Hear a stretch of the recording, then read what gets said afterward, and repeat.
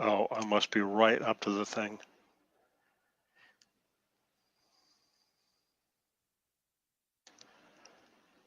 Yeah, we're right on something. I think it's that post. Post. Of that trellis. Yeah.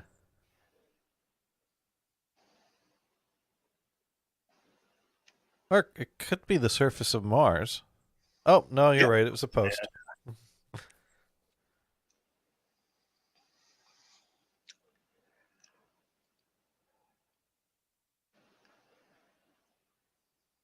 I have to say, once again, we have found new ways to be innovative in the world of radio. How so? You mean They butt this? we are doing a moving webcam on the radio. Right. I guess I can't use that joke too much since really the main focus of the show at this point is Twitch, and the NHB stream is more of a Right. thing we connect to as nostalgia. But I still approach. Well, I guess we've approached it more of a visual medium as time has gone on. But I still think the idea is funny that we've decided to play Yeah. with mobile webcams on radio. Oh, look. So, Look. I'm finally out of that little corner. well, there's another post over there. We could zoom in on that. Now we're okay. We got some shrubbery. There's a huge delay from the video coming in, and so I'm backing it up right now. Oh, I see. You see that? No. So it's like a delayed response. It's like one of those cars that you program to drive drunk so you don't have to. Exactly. That like they put a computer in there so that all your inputs are on a delay, and they tell high school students that that's what driving drunk is like, and then they set up cones for them to all knock down, and we just fixed the whole drunk driving problem because that totally. Uh, I'm not really trying to put that stuff down. I just I Yeah. don't know. I just observed people. I, I I mean knew when I me. got this thing, I was going to have to practice. Yeah. The excuse for getting this is to run this in the crawl space as like an inspector. Oh, that's not a bad idea. Yeah, because I've been in the crawl space of this house and the beach house a couple of times, and I'm like, I don't want to ever do that again. No, well, so what has you going in the crawl space that doesn't require actually putting your hands on something though? Well, it's just to look. Okay. Anytime I go in the attic, I need to move things around. Maybe a Crawl space drone is with empty. an arm of some sort. Say again? Maybe a drone with an arm of some sort. Then I could run Or wires in the attic add a robot arm. from yeah. If we get a robot arm and a drone, then I could run new electrical in my attic, all from the comfort of my chair, and that would be living the dream right there, wouldn't it? Yeah. Um, and it looks like we got Stephen St. Peter viewing. Oh, hey Johnny, been a while, eh? Yeah, I haven't. It's funny. I think we mentioned his name yesterday on the Dune and Johnny show, and I thought we were safe since we didn't say it another two times. But that's it's all in good fun. That's cool. Yeah, that's you know. Actually, I think Dune and I were speculating if he has tried his hand at politics any further after that first election that we were following. That I don't think panned out in his favor, but I think Dune and I were kind of wondering, gee, what's he up to? And then we moved on to the next topic. But hey, it's great to see you around here. It's funny. Speaking of people you haven't heard from in a while, I think our mutual friend slash former coworker by the name of Pete, I think he got hacked. Ooh.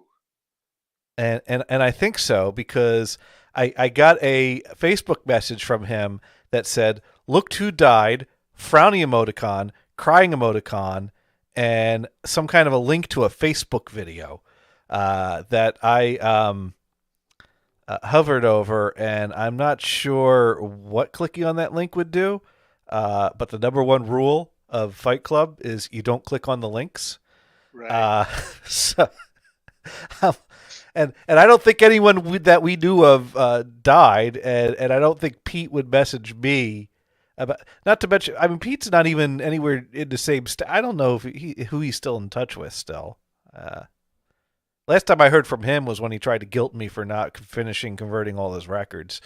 And I told him, oh, well, I threw out like the other half of those when you stopped answering my calls before I left California.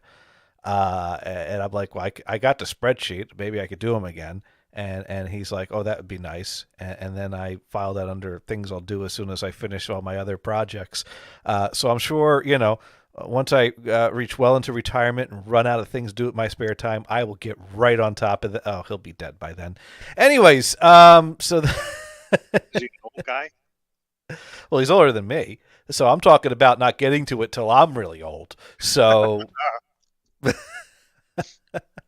I'm making a logical guess there that by the time I get into retirement and get into my finish with my projects enough that I'm bored enough to burn a bunch of CDs for a guy I haven't seen in years, uh, he'll be dead by then.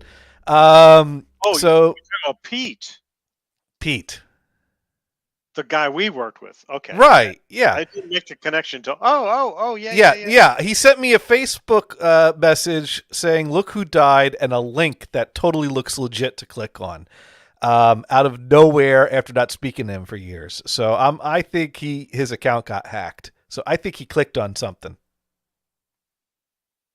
And no, Dune, we weren't talking about you. I don't owe you burned CDs.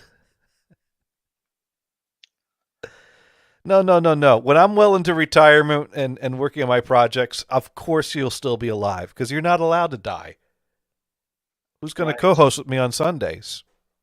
Yeah, We have a binding agreement that you are not allowed to die as long as I need a co-host on Sundays. And Brian, you're not allowed to die as long as I need a co-host on Mondays. Anyways, Steven St. Pierre wrote in, been doing the EV solar thing. Almost 600 Cool. members. Please join if interested. Now, I have solar panels on my roof, but I'm not sure what he's talking about joining. I didn't realize that Is it there a was. Facebook group? I don't know. Is there a secret handshake? That Dune writes in. Okay, that's fair. So I only join clubs that have secret handshakes. So otherwise, it's just not worth my time. You know. It's like So the Freemasons or something like that. Right? do they have a secret handshake? Sure. No, I don't understand. I thought. Now, here's the thing: people join the Freemasons, but do you have to be a Mason and like work in masonry in order to join the Oh, Freemasons? no. You have to be a smart guy.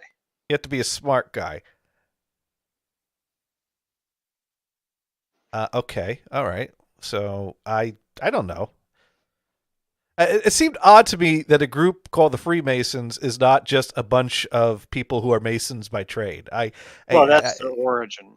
That's the origin. But at some point they started letting non-Masons in, and at that point it's no longer a group of Masons. So that's just stupid. Or maybe they're just too smart for me. No, they're Freemasons. They were Masons, and now they're free. Okay, so now they're no longer Masons. Sure. So you have to be a former Mason that is now free of doing Masonry, in order to. Right. I don't get those things. I don't know. I don't know. Is that something like Rotary, something like that? Like because I remember my dad was in Rotary. I think Rotary is. I think they. The thing is people went against secret societies. You have to do everything publicly, okay? So the thing about Masons is that they have these secret things that they're not supposed to talk about. Right. You're going to take this to the grave. And But people are all upset about it, expecting some kind of a conspiracy. What are these I people doing? I think it's just Rotary, but they have a reputation for being secretive. It's just a group of people that Yeah. meet and Well, do like my shit. brother is big with the Lions Club. They don't have any secrets. They're the same thing, right? Lions, Rotary. I mean, what's the difference? Besides the Well, logo, okay. I, I So a Rotary. So I knew a guy that was Rotary, and one okay. of the requirements is that you run a business. Okay. So if Mm, you don't own a business, they don't really give a shit about you. I, my dad was in Rotary before he had his own business, so I'm thinking that that's not a Well, I universal might have to truth. shoe in with somebody. I don't. Oh, I don't know. well, my dad's got plenty of shoe-ins. I'm sure. My dad's got plenty of connections. You know, that sounded wrong, and that it's not. Everyone's got connections. You work long enough. I got connections. You got connections. Yeah. Dune's got connections. And Stephen St. Peter here has helped 60 people, so he's got connections. He's setting people up with electric cars. That's cool. That is cool. That's absolutely cool.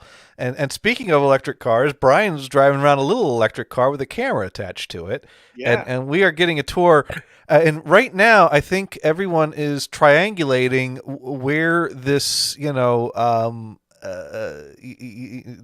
this lines up to on Google Maps to try to figure out where Brian's yard is. Because if you find Yeah. Brian's yard, you find Brian's house. And if you find Brian's house, you found the party, because that's how that works, right? Because it's the I Yeah. think Totally. even although you're not at the party house, I think both of your houses have the potential to be party houses. I'm thinking that and Yeah.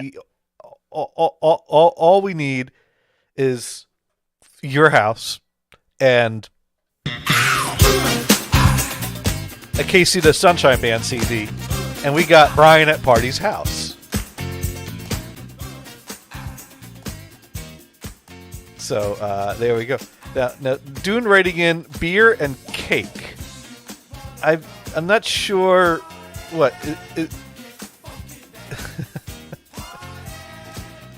Dune writes in, better be right. I'm hovering on the ban button. Right about what? I, I, I don't know. What about my secret societies or?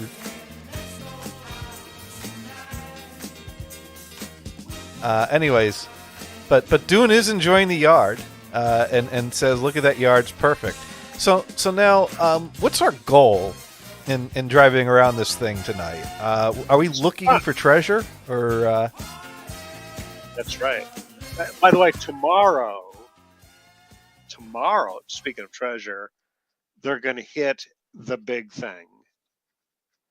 We The big thing. believe they're making you believe it is the treasure vault. Of course, we're talking about Oak Island. No. I know that they're not going to find the treasure vault tomorrow, and the reason I know this is because I know there's no treasure vault for them to find. So, I mean, Didn't they talk about the treasure vault on the in there's that Reader's there's Digest article? I've never there's read that, by the way. I only read an article many years ago in Yeah, National Geographic World, and they talked about. I mean, they basically talked about the legend, which was that a group of people saw a recessed area that totally. did it talk about the searchers? At this point, the original searchers, there is no reputable documentation of the original excavation and digging.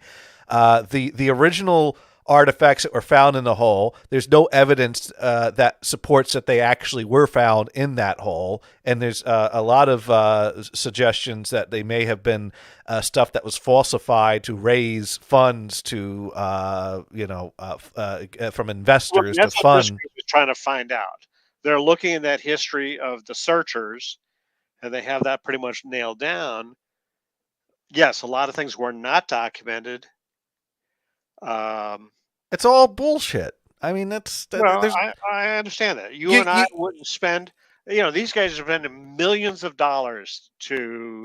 You dig a big hole in an island that's surrounded by water, and it's going to fill with water. This isn't rocket science. Well, I understand that. Okay, This so is physics. This is they have gravity. This is done to make it better, quote unquote,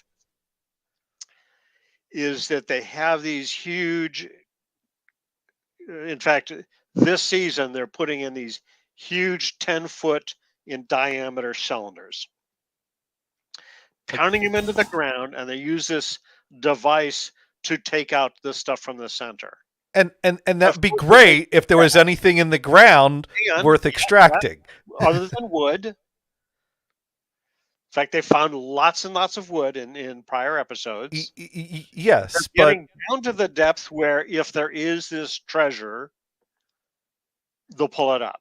And this episode, it starts off with they're hitting this hard object. That's yeah, it's a large wooden object, or it's a rock object, or it's compacted dirt object, in fact, or they did hit this rock that they did end up pulling out uh-huh. that had a big hole in it, and they realized that that was a rock that was down there.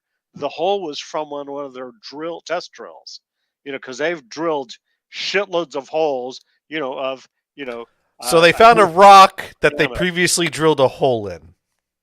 Yeah, That's thrilling TV. Why would anyone watch yeah, this yeah, yeah, yeah, when yeah. they could be watching people drilling holes and rocks in the ground and pretending it's treasure? I don't understand Well, no, why. no, they're not claiming that it's treasure. They're just explaining this is what Uh it was. huh.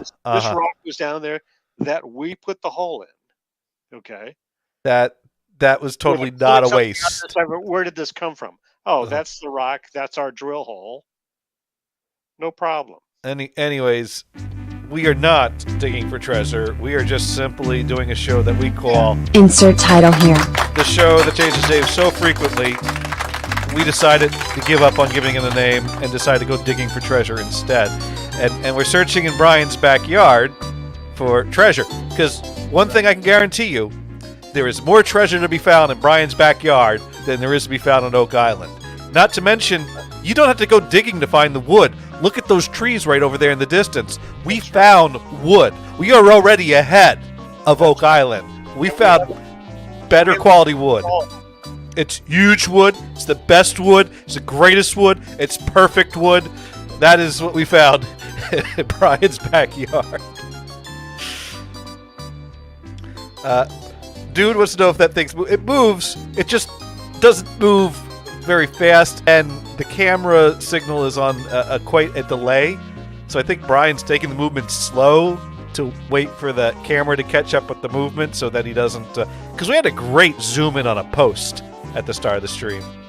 Yeah. Now Mod Pro wants doing the call in and find out more about this, and Mod Pro says hi to Johnny and hi Brian. Hey, Mod Pro. Hello, Mod Pro. So, yeah. I mean, not only do you have wooden trees, you got a wooden fence. So, I mean, I mean, Oh, yeah. if we're scoring shows on how much wood they find, we are way in the lead of Oak Island. I think we didn't even have to dig, and yeah, it is moving. Occasionally, periodically, every now and then, it moves. It's not moving right now. The wheels in the image. They're right at the no. They're off the frame. Yeah, they must be cropped out, but Yeah. but So we see a QR when code. you turn the wheels, there's two tires below the picture, Okay. and when I turn the wheels, I could turn the wheels and see. It just moved up before. I don't know if it's stuck. Yeah, we got an inch or two there, and I don't know. You might have to gun it. Let's go for the tree.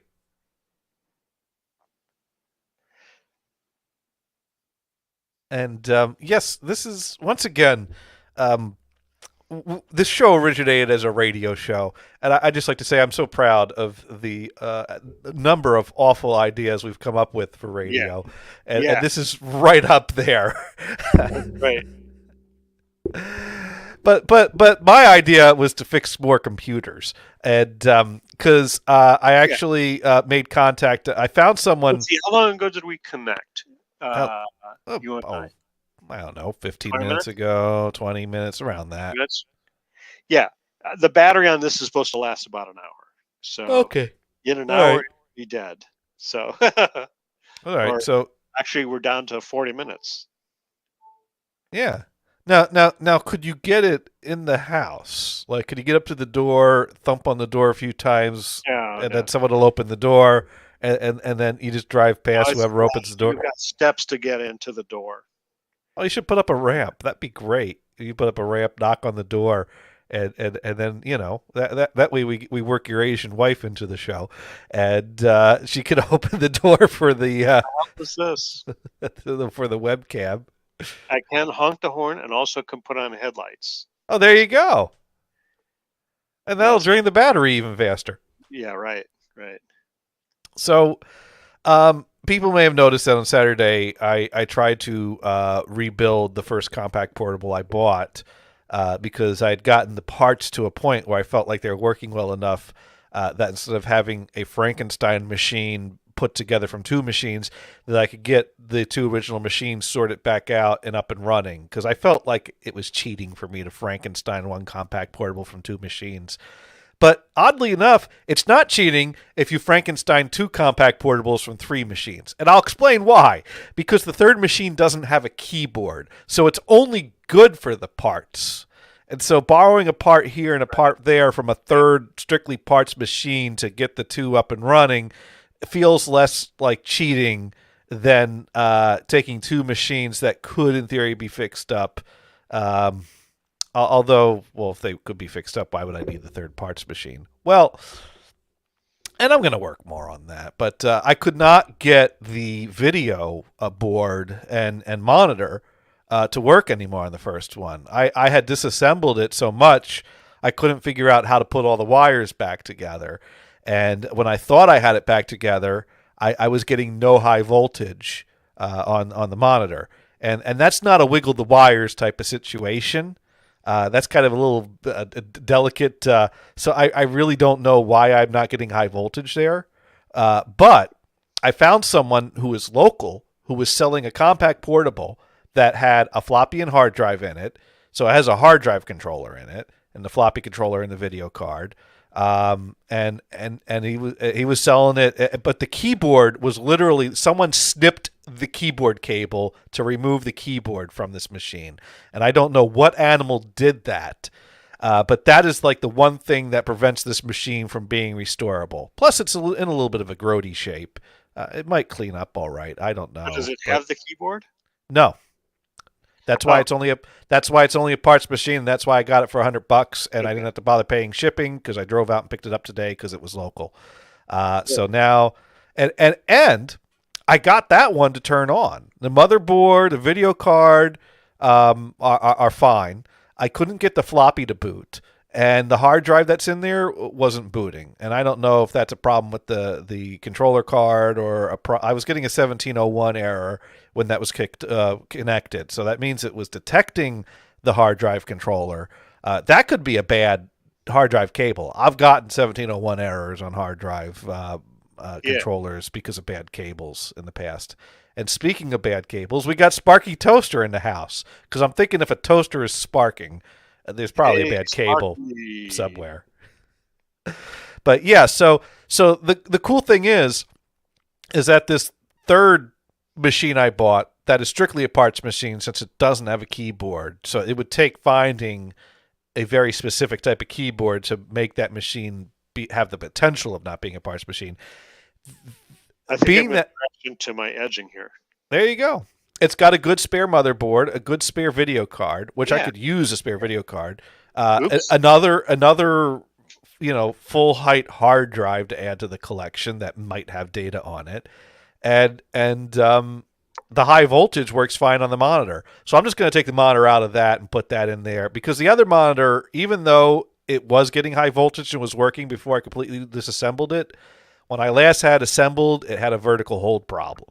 So why continue trying to fight this thing that I can't even get high voltage on? That is probably going to have another problem once I figure out that. I've moved the monitor from the new parts machine into the chassis that I was working on this past Saturday.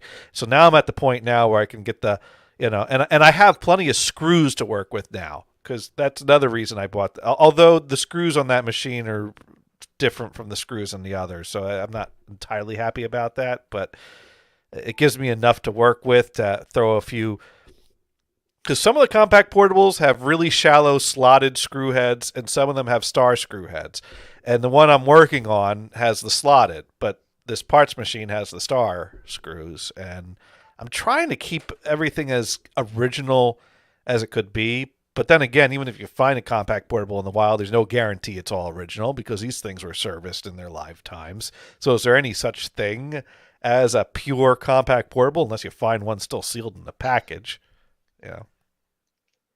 And because I couldn't help myself, I found a cheap, won't turn on compact portable 2 that had reasonable shipping, and the guy was asking 300.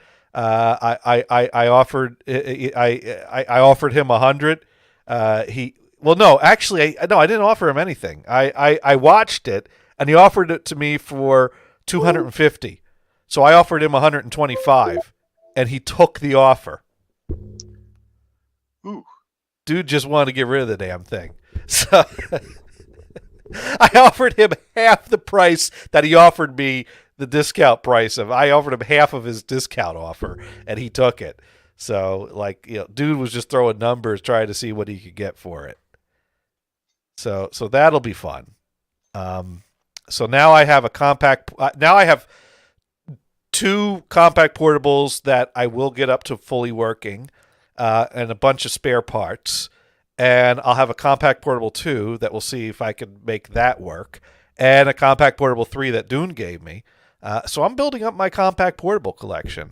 Next, I'll have to get a compact portable plus, and a compact portable 286, and a compact portable 386. And then the last one's the compact portable 486. Those are very hard to find.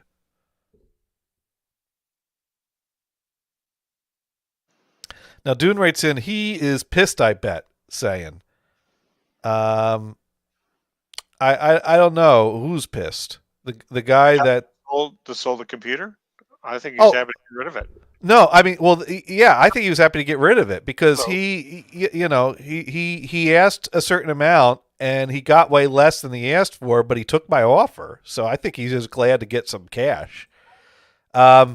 Sparky says, I'd say no. Most caps of those compact portables, even if wrapped in plastic and new old stock, would be bad 40 years later. And Dune goes, these go for 4,000. No, that's the thing. There was the one. Dune found someone that's got a compact portable in Boston that they've listed with a buy it now 4,000, and I'm like, hell, it looks beautiful. It's in great shape and it's fully operational, but there is no such thing as a $4,000 compact portable. It plain and simple is not. The guy has no sense of reality. Ain't no one giving him that. Plain and simple. But anyways, what are we finding in your backyard? Oh, we're syncing back up, aren't we? Yeah, I've tried a couple of different things and it isn't worked. In fact, the XSplit is dead. Okay. Oh, so it's XSplit that's having the problem? Apparently. Well, at first glitched with the connection to the notebook. Try reconnecting everything. There you go.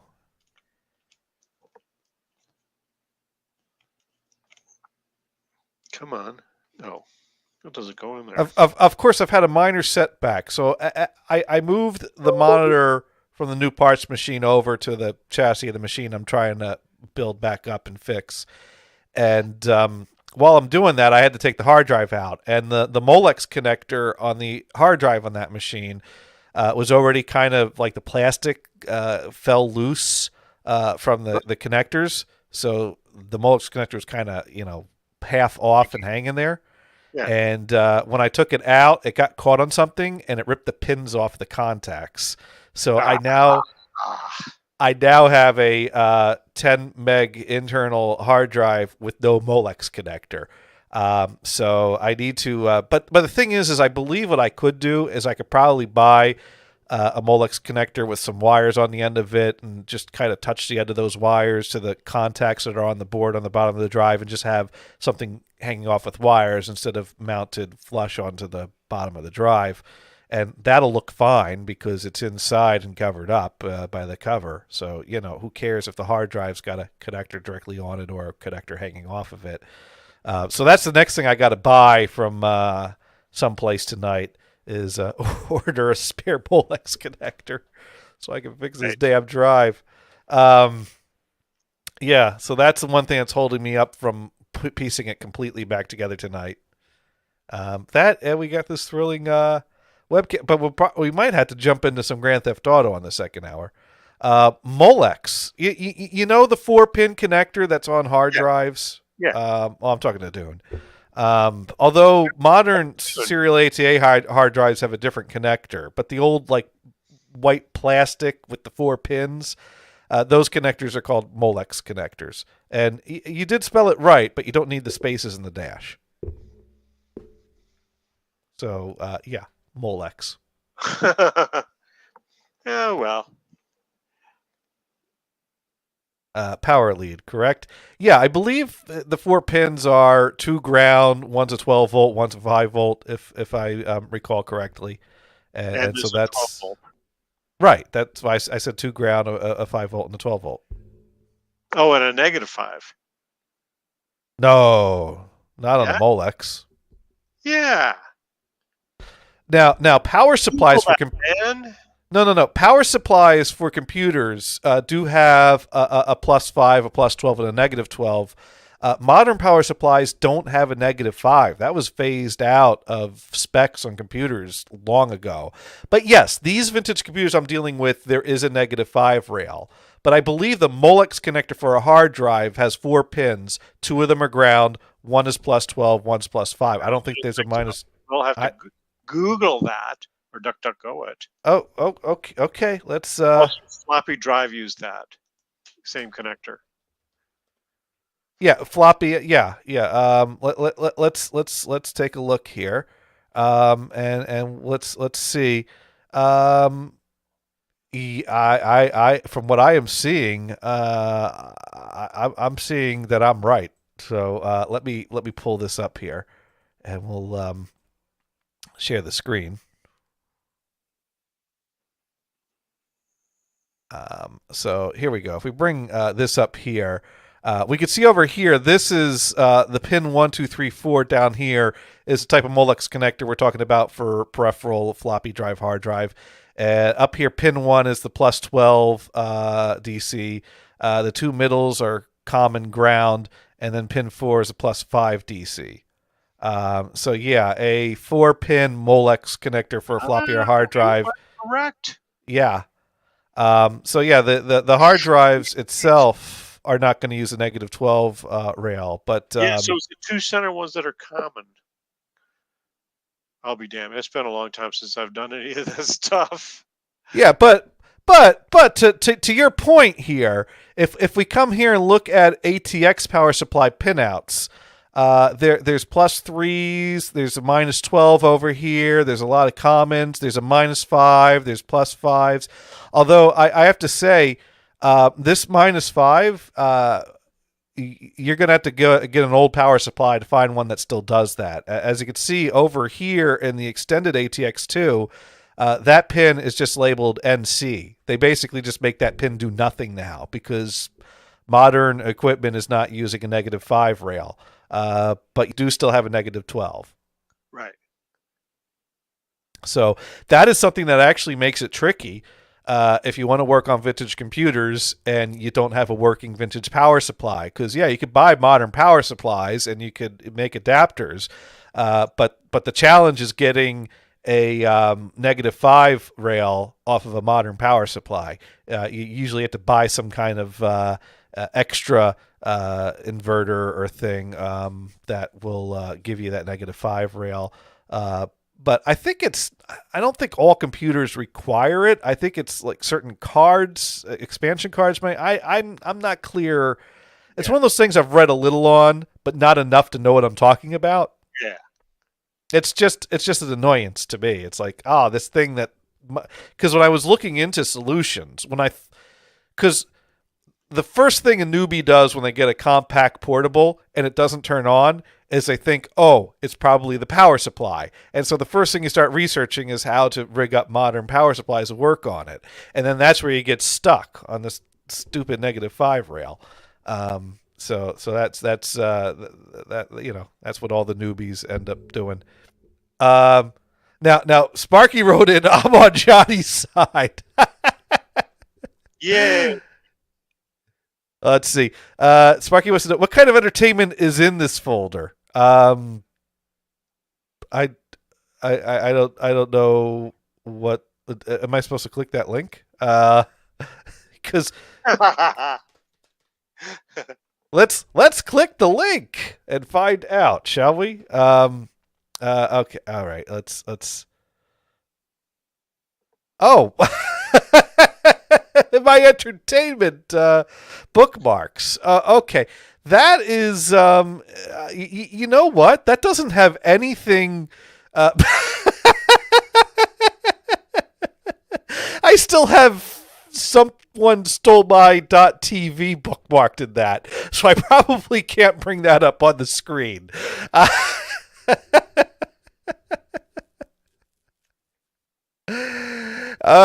If we could all be cool, I will go ahead and bring up the entertainment bookmarks. Okay, all right. Let's see here. Let's share the screen again. So yeah, if we bring up. All right, so under entertainment, the first thing I have is welcome to dustbrothers.com. And the reason why I have that is because we had a project in new media design. This was the class where Senior Douchebag Snyder taught us all about the wave of the future, which was Flash web design. And one of our projects was to go browse the internet and find an example of what you think the best design website is and what you think the worst design website is. And one of the examples that came in was that the Dust Brothers was one of the worst design websites. And it looks like it's not. Oh my God, it doesn't even load anymore. It's not even compatible with this browser anymore. It was a great. It had all kind of flashing things and moving animations and buzzer sound effects when you rolled over things. It was just such a mess of flashy things and no content that I couldn't help but I bookmarked that because I thought that was amusing. Hasta that was a website where you could search for cracks to software. I'm not sure if that website is valid anymore. I haven't gone there or searched anything on there in many years. But that was a good place. If you had downloaded a demo program or a program that needed an unlock code or something like that, this was a good search engine for that. Audrey was a girl I used to chat with in the Sailor Moon rooms, and she had a website. But that's not found anymore. C64.com probably still exists. Commodore 64 based site about that. The Darwin Awards. I think we all have that bookmarked. Oh yeah. Oh yeah. So there's that. It's been a long time though. Emulation Station. Do you have Dead Malls? I watch Dead Mall stuff on YouTube. Dan Bell does good videos of Dead Malls. Emulation Station. This is probably a site I went to when I was getting into emulators early on. So, yeah, that site's dead. The group alt.collecting.8track tapes. I don't. Do these groups still exist? Looks like not. Let's see. Physics app. Oh, this was a cool. I think this was a Flash type of thing, though. This was cool because it basically had a model of the Earth and the Moon circling the Earth, and you could basically tap your mouse to put a satellite in place and try to get the satellite to orbit the Earth without crashing down to the Earth, and see how long you can get it to orbit. And that was a fun game that you could play for minutes, or I don't know about hours. It's too bad that doesn't exist anymore. We'll have to go to the Wayback Machine on that and see if we get something to play that. It's the fabulous 60-minute Price is Right site. Dear, they want to use cookies. Oh no. They want me to click something down here. Click here now. Oh, failed. It's trying to get me to install a virus. It's all right. Well, that site's no good anymore. Man, these sites are just. Let's see. Pico, fun entertainment for today's kids. I don't remember. Oh, Newgrounds. This was something on Newgrounds. Pico's School. I that was the one where like you could go around shooting people, or a kid went nuts and started shooting and so you got to try to kill the kid that's killing all the other kids in the school. I don't know if this will even play. Oh, it does.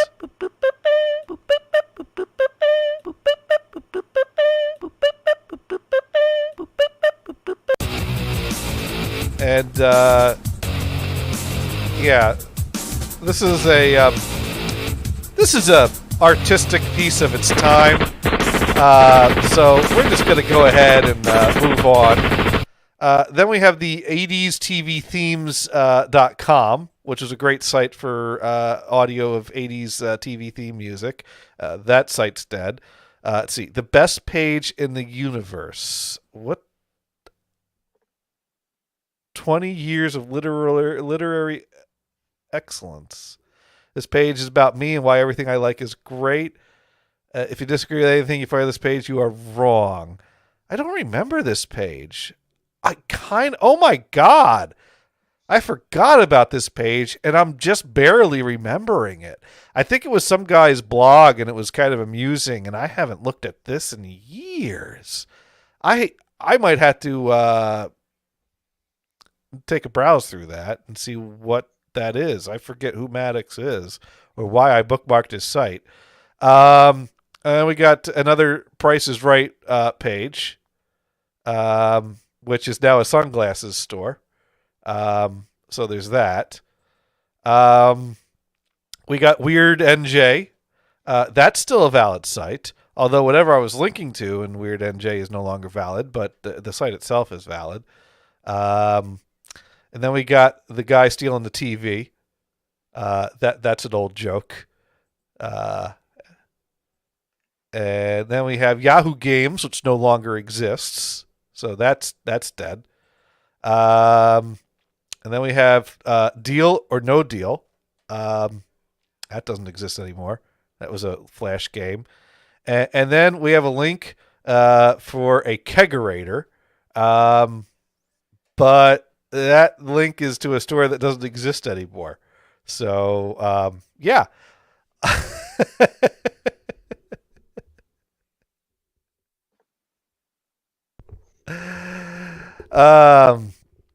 Dune pointing out that, yeah, that class aged well. There is no Flash. And Dune used one of those sites often. I think he used the one about the TV. No, kidding. Sparky Toaster rates it. It's a trap. So, Brian, what do you think? Was that entertainment there? Oh, definitely. Oh yeah. So I think that folder is outdated, and I probably just need to delete it. Leave it be. Yeah. Delete as you go, right? Yeah, I mean that's the thing is it's dead now. I've added to I've got my radio. We got Monks Media. What was Monks Media? Was that a streaming site? Oh, that still exists. Because I got a radio folder too with a bunch of. Well, I got a Car Talks website. Oh, DEF CON radio, the John and Ken show, KFI 640, NHB radio. NJ 101.5, Radio Tiki, Shoutcast, the Social Crime Syndicate, which now redirects to Microsoft's site. social crime, social crime site redirects to Microsoft. What the heck? Dude asking about John and Ken. Yeah, no, they were. We lost Brian. John and Ken were a talk show on NJ 101.5 when I was growing up in New Jersey, and then they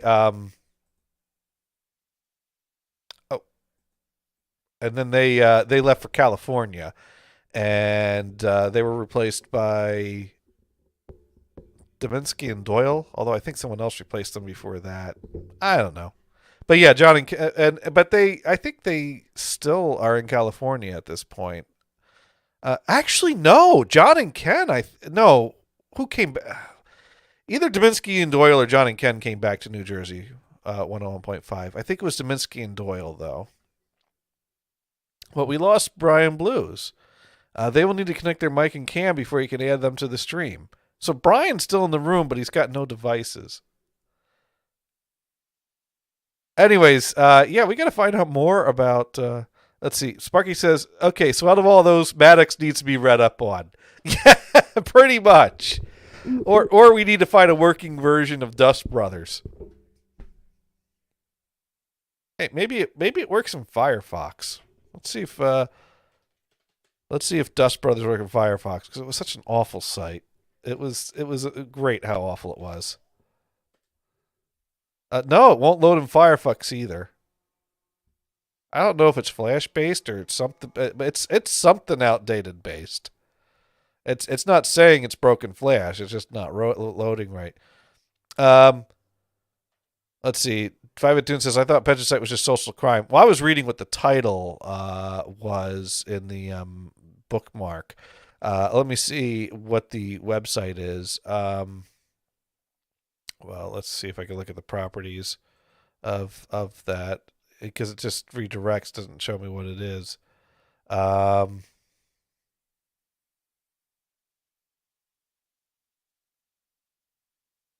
Yeah, no, it is socialcrime.com. So socialcrime.com redirects to microsoft.com/en-us. Interesting that Microsoft bought Pedge's site. But we still lost Brian.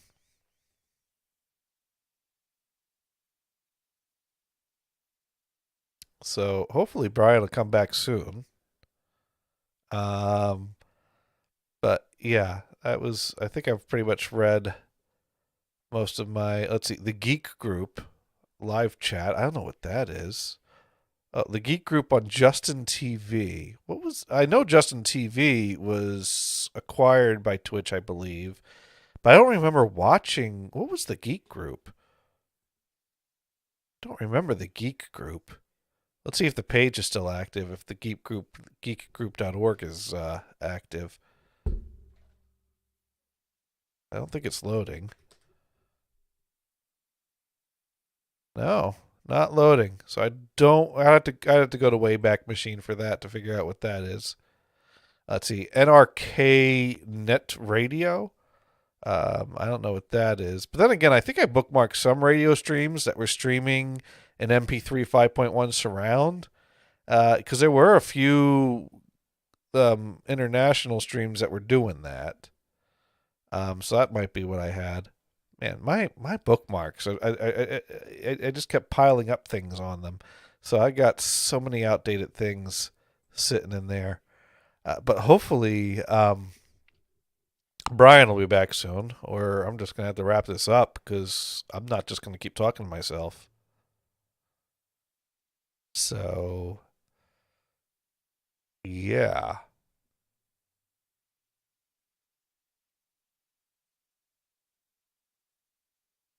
Um,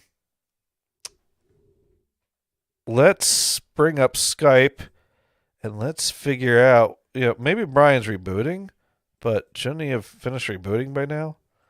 All right, so let's make sure Skype is working. And take a look at the settings here. And let's see, it's set to the line in and the digital out. That's working. Okay. And I see levels are going in there. All right, so let's call Brian's phone.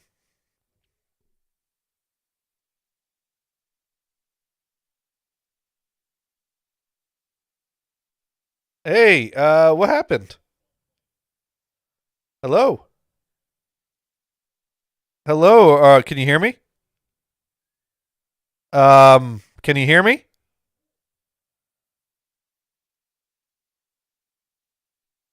Um, I love it. The Skype settings shows a level meter that is getting levels on my microphone, but it doesn't actually send the audio that it shows me it's detecting. So what the fuck is up with that shit? I don't get it. I well, let's try that. Since there we go. Oh, you're back. Yeah. So Yeah. Skype apparently has decided to not work right. Well, actually, your call came through. I answered it, and it was dead. Yeah, I could hear you, but you Oh, seem to okay. not hear me, even though the level meter is working in the Skype app. So the Skype is showing that there's audio that it's receiving and sending to Right. you. It's just not actually doing it. So now, are we looking outside with Yeah, or this is just a background oh, image. so the thing died? No, it was I couldn't reconnect through XSplit. For some reason, it did Huh. not want to talk to my iPad. I see. So, and then of course, I attempted just to change over to regular camera and turn off XSplit, but you can't do that live on the browser. You have to shut the browser down and restart it, so then your microphone will work and your camera will work and your headphones will work. Right. Yeah, it's real simple. Pain in the ass. It's the old Microsoft Yeah. method. If Well, you wanted to get it to work, you just reboot. here's one thing I've not figured out from Microsoft. A few things I haven't figured out from Microsoft. One, A few. how come Microsoft Outlook will sometimes put itself into work offline mode, and when it puts itself in this mode, which is absolutely useless and is a feature that should not exist, it won't automatically try to connect back online when you close and reopen Outlook or reboot the Oh, so you computer. can't just say go back online again. Well, you if all you have to do is click the button to go online, but why would an end user know about that button if they didn't set it offline in the first place? Sometimes Outlook will glitch and not be able to connect and will put itself in offline mode and will stay in offline mode until you go to the send receive tab and click work offline to disable work offline.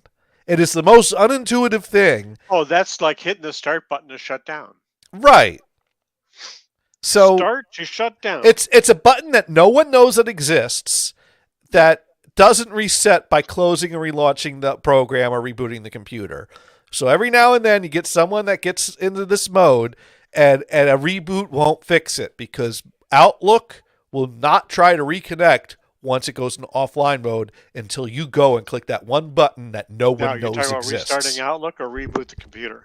Both. Damn. And the other thing, so that's Oh, one I'm thing. sorry. I told the computer the whole story here. Computer, did I tell you the whole story here? I'm not sure what town or city you're near to. You don't. So that's number one problem with Alexa doesn't Microsoft. know where I am. Okay. So and then my other problem with Microsoft is it seems that it is absolutely impossible for anyone to make an add-in or a plug-in for a Microsoft Office app that is stable. And I don't understand. Is it that all the programmers that program these are incompetent and stupid, or has Microsoft just done something to make it fucking impossible? Because there's someone who fucked up big, and I'd like to know who that guy is, so I could look menacingly in his direction if I ever see him. Does it sometime work, or does it never work? It's very unstable. I mean, if it never worked, no one would use them. So I mean, yeah, they work Yeah, until they stop right. working, and so when a department Actually, with these add-ins, I've never attempted to get support for an add-in. Is there support for the add-in? let me tell you, when I worked at Enternoc, they used Yeah. Salesforce, and Salesforce has an add-in for Outlook. And I believe that ties things in so that you could do your, emailing clients and things like that, and have it integrate to your data in Salesforce, so that way you could track your emails and things like that. And it was something that not everyone used, not the whole department used, but some people used it, and the people that used it acted like it was their whole life and their entire existence relied on this thing working. And without it, it Was just this made. were these like sales types? I believe they were sales types people. Yeah. And the thing is I'm like, okay, this and it got to the point where I was calling the company that made this add-in multiple times, and they tried to act like, well, we don't provide support for this, and I'm like, well, what the Well, who does then? yeah, like, oh, that's just a little extra feature that if you can make it work, great, but we don't really support that. Or I always got like an idiot on the phone that it's as if they knew it didn't work and they didn't want to deal with it, so they tried to make me go away rather than like get a real solution to the problem. And like, well, are you on the latest version? Have you updated? And anytime you update it, the update would fail. You had to uninstall and do a clean install of the latest version, and maybe it would work. But if Of not, the add-in or of Outlook altogether? of the add-in. Not to mention, uninstalling an add-in from an Office app is not simple. You don't just uninstall it. You don't just remove it. What you have to do is you have to delete the file or move the What do what file. what do real companies use instead of Outlook? I What's that? What do real companies use instead of Outlook? Well, every place I've worked used Outlook. The only thing I can think of, Let's see. it, IBM purchased Lotus, and yeah, well, there some was the thing that Lotus, not Lotus has there one, two, there three, of were course, there were some there but were there's some something that Lotus does email and stuff. yes, there were some IBM was using that. if I could get my sentence out. Oh, sorry, I was still talking about real companies. Well, I think PCA had some plants that were using Lotus, although they were going to migrate them all onto Outlook because Yeah.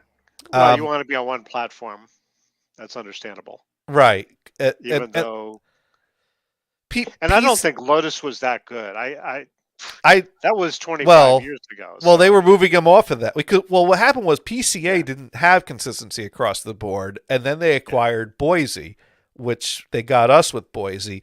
And yeah, so that's the point where they basically had to pick a reasonable standard that they're going to yeah. deploy to the new companies, and then they're going to go back to their companies and bring them all up to the same standard they rolled out to the new companies they acquired. And so that Windows 10 base image with that version of Office, and although they were still using Novell for file sharing, and they had that Yeah. tied into there. So that was a pain in the ass thing that they were still doing. So they had an Ovel server.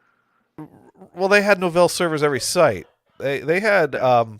they like every site got like a new rack of equipment that involved this Yeah. Linux stuff that built up a bunch of VM server stuff that they all knew how to configure and how to use. Right. Um, The um, interesting thing is that the whole world apparently, for the back room, is going to Linux servers. Apparently. I mean, virtualization is what no one. I don't think anyone's just building straight hardware servers anymore. The hardware servers are Yeah. running virtual servers. That way you Sure. segment all your things and you have redundancy built in. So Well, of yeah, course, when you virtualize, you can virtualize literally anything. right, and then you can take snapshots and you can clone things. It adds so much more power, and that's the thing is that as resources increased, but we still need to do the same tasks. Well, we could just do a whole lot more of them in the one machine instead of buying a rack of machines. So now we could just Right. emulate a rack of machines. Um, So when that one machine goes down, everything is down. Well, you have two machines, and you have other machines at multiple sites, so you have redundancy. And plus, since you're cloning Yeah. things, Yeah. things are being replicated. So yeah, no, if that one machine goes down, another one takes over. So everything rolls over. Right, right. If it's all And the configured user right, is completely unwise to it. if you're doing it right, yeah. Yeah. But no, I'm not wearing my sock of the month socks. I wore those yesterday, so they're in the hamper right now. But those were the Monster Party socks I wore yesterday. Was my Cool. sock of the month. So yeah, PCA did still have Novell out there because if I took the job in Minneapolis, one of my early tasks would have been to migrate my end users off of not Novell, off of Lotus for email onto Outlook. Right. And then also, as Dune points out, some businesses use Gmail to manage all their email. So that's the other option. Now, mind you, using Outlook, I still install Outlook onto people's computers, but Office 365 basically lets you use a browser-based version. So Google's got their cloud-based Office utilities. Microsoft's got the same thing.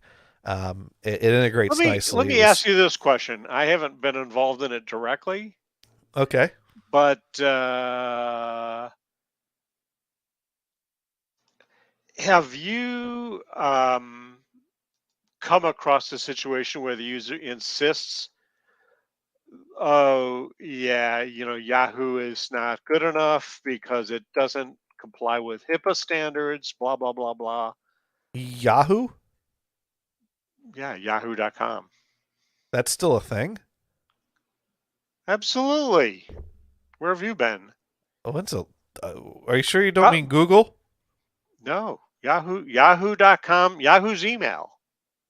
You've used it for years. I haven't. I stopped using it because it Well, I sucked know, so but it's bad. still there and it still functions.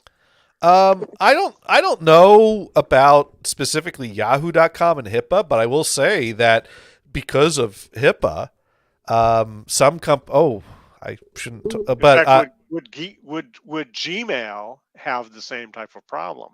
well, if a company's got data that they don't want to be compromised, they would block personal emails and file sharing in their environment because you want to Right. have control over where the data is going. And if company data is going into something on a cloud Well, somewhere actually, and you don't know what that is, what I'm that talking leaves you. what Yeah. am I talking about is a tiny agency Mhm. that has employees that will send employee data to the company for the bookkeepers to process.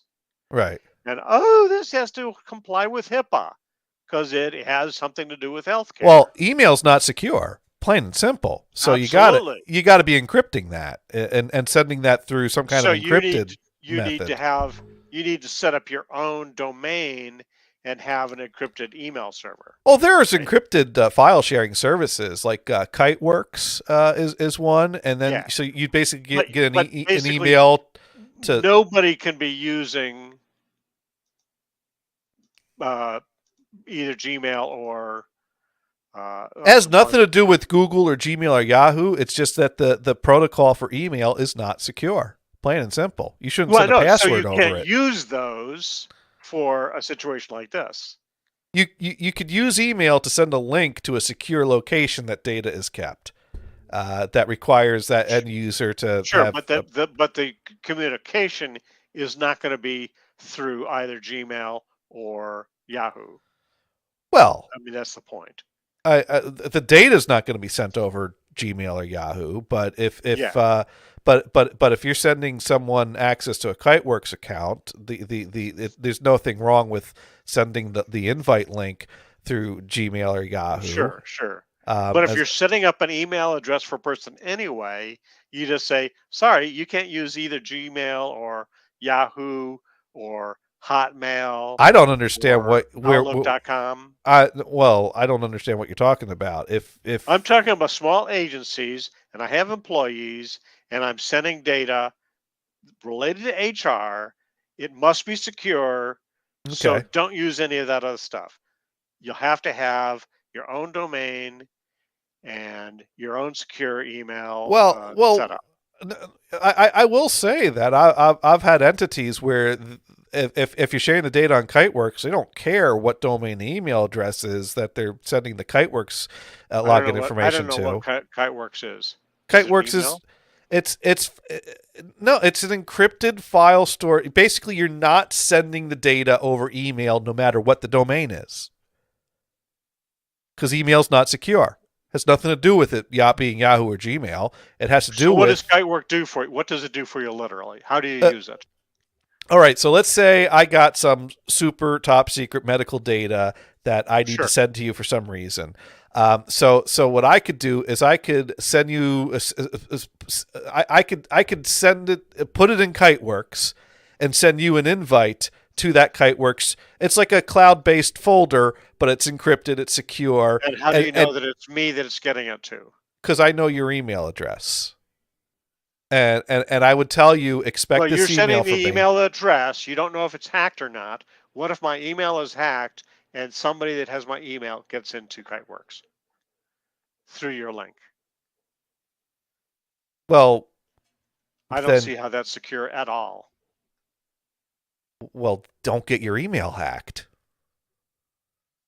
Yeah, but if you're using Yahoo or Gmail, you're Well, look fucked. at if I call you on the phone and I'm talking to you on the phone and I'm telling you I'm going to send you this Kiteworks data to your email address. Now, let me know if you would tell me your email's hacked. Oh, a lot of people don't know that their email is hacked. But that only gives them access to the email. Now, if you get the link and you set up the password to sign in, then you set your password. But if you find that the I'm sorry, link's the not, password on well, you would get an invite to Kiteworks? Kiteworks to set up a pass. See, this is why I hate Kiteworks, because the people that are trying to set up people to share data on Kiteworks are idiots like you that don't understand how the fuck to use it.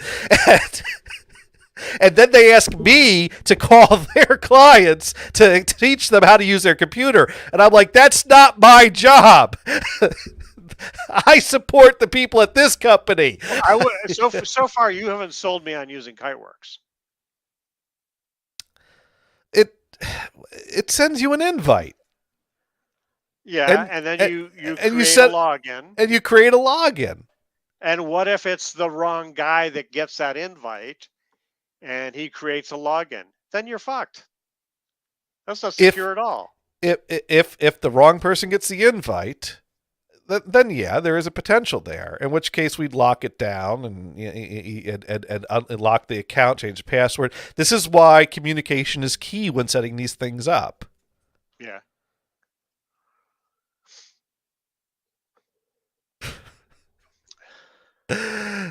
I Five can't even imagine telling a person, oh, yes, to the thing is, we don't want to hire people to be in the middle of this loop.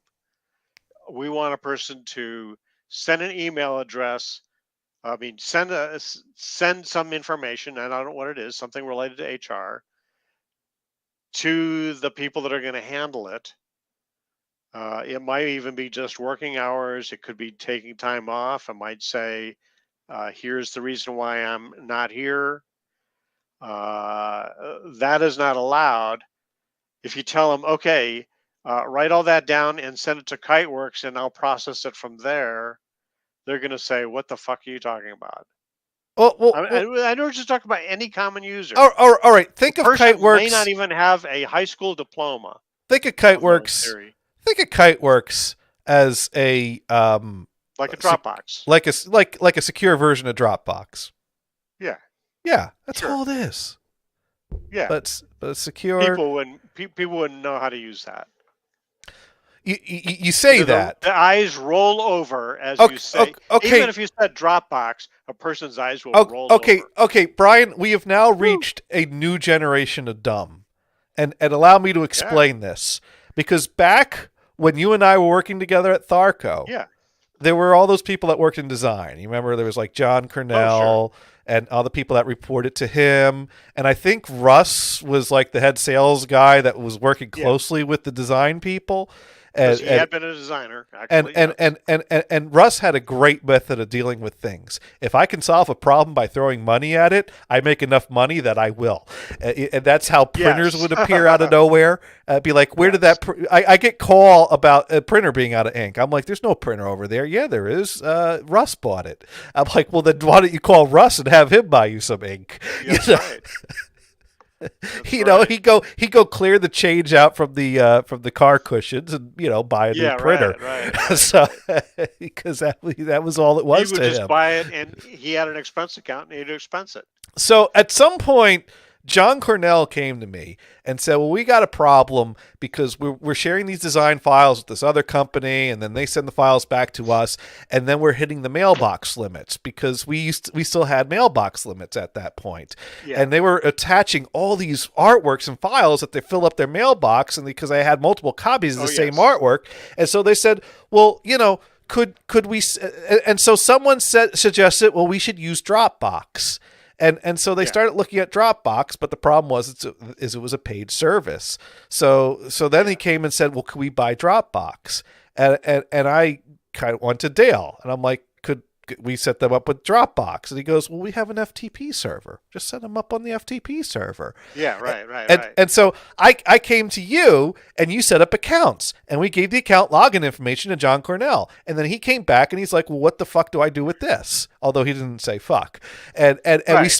we spent an He thought it, hour. though. Yeah. We spent an hour in the conference room at the whiteboard drawing different diagrams Yeah. about how to log into FTP and how to set up folder structures and how to share files. And he posed the question, well, can I use it in Internet Explorer? And I said, no, it's a secure FTP, so Internet Explorer won't support it. Just get it, an FTP. Well, I'm supposed to tell these people to install an FTP client? I'm like, why not? Yeah. It's FTP. It's a pretty basic standard, and so he goes back and tries to explain this, and they don't do it. So they all sign up for Dropbox accounts. They all refer. So we had like 20 people at Tharco that all signed up for Dropbox accounts. They all referred each other to get super big sharing things, and then someone at Dropbox Sales noticed that a bunch of Tharco corporate accounts had signed up to use Dropbox, and they called up John Cornell and they said, "You have till next Monday to decide if you want to use this service and pay us, or if you want us to turn it off." And then John Cornell came back to me and is like, could we buy this? We got all our stuff in there. We need this. And we're like, no, we gave you FTP. And so Russ bought them Dropbox. Yeah. Oh, I remember a lot of this, but I didn't realize that Russ paid for that. Yeah. Sweet. Russ ended up pay. I found out about that later because I thought because you set up the FTP accounts. Yeah. And then like months later they're still using Dropbox. I'm like, what's this? I'm like, oh, Russ just paid for it. So back Hey, then. hey, you know what the good thing is? Mhm. You're completely out of it. So back then, people were too dumb to figure out FTP. They all wanted to be simple like Dropbox. And now you're telling me that people are too stupid to figure out Dropbox. So we've reached a new generation of dumb, is what you're telling me. This is great. We should Absolutely. celebrate this. Absolutely. Well, Dropbox is not a simple solution, and that's what people want. Oh, I used to email this information to you. Dropbox is much easier than email, actually, because Yeah, email you but got that's what they know attached. how and to whatever. use. Dropbox Right? is heck. Dropbox automatically syncs up a folder on your drive. All you gotta do is drag and drop. Oh, it's there. Yeah, no, I Kiteworks got is that. a little more involved than I get- Dropbox, but it's not that hard. But back to square one. Is Dropbox secure? Oh no, you'll need something different. Yeah. And Dropbox is the type of thing that some place that would need to worry about HIPAA type stuff would be blocking. Right. Now, Unless you're the number I 3 haven't guy. been part of the conversation of getting this thing going. Hmm. They're just talking about using secure email. Well, secure Okay. email generally means some type of a thing that requires you to sign in to a secure site, Yeah. which And they'll is have to, basically obviously, they'll have what to I was. figure that out. Right, Yeah.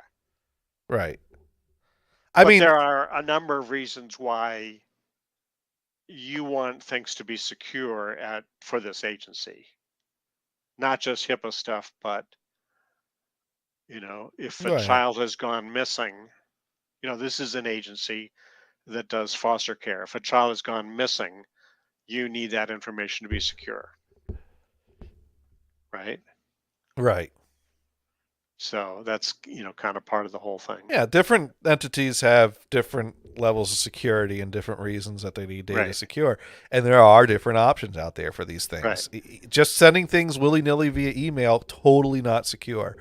right, It's there are common practices that are probably considered safe, but I wouldn't consider them secure. For example, oftentimes what people do as a workaround to send someone a password is they'll send 2 emails. They'll send like one email that goes, here's your username, your password will be sent in a separate email, and then you send a separate email that just has that word in it, so it's separate right, from that email. So someone would have to be intercepting multiple messages and put them together, which right. you know, it could very well be done. Yeah, I my mean, my second email will contain 12 words. The fifth word is your password. that's yeah. The problem is that when you're sending someone a password, it doesn't make sense to me to send them an invite to a page that requires setting up a password so they could get their password to the other thing that I'm setting them Right. up with. Well, usually I deal with password resets on the phone. Sure. Of course, who knows if someone's intercepting our phone calls and listening in, Oh, but brother. but Russian hackers, right? but anyways, well, I set them on a temporary password. I get them signed in on a temporary password, and then I have them set their own without telling me what it is. So it's only a Right. small window of time that. But nowadays, if a place actually has technology and sets up their place properly, people have the ability to use challenge response questions to unlock their own accounts. Of course, if you don't remember your challenge response questions you set up on the first day you start Right. at work, As opposed to those robot questions. now, of course, those are the types of questions that people love to put in quizzes on Facebook that are totally Yeah. legit and not Yeah. Russian bots trying to figure out, Right. because it's, hey, if your first name was the same as your mother's middle name, what would you be called? Right. It's- I love it how Nick always answers those types of questions. That's how I know Yeah. they're, because Nick will always respond going, since this could be a security question, I'm going to lie and say Herman. Well, actually, he and I were both talking about lying. Oh yeah, we're gonna lie on those questions. Is that okay? There you go. Dune writes in, my favorite programs don't tell you what the effing requirements for the password is until it fails. Yeah, and here's the other thing. There's a password complexity requirements. One of the things that falls under that umbrella of rules is that you can't use one of the last 5 or 10 or 20 or however many it Right. is now passwords. So a lot of times people will be going, I'm following every rule. I've got uppercase, I got lowercase. It's 10 characters long. I got a number. I got a non-alphanumeric.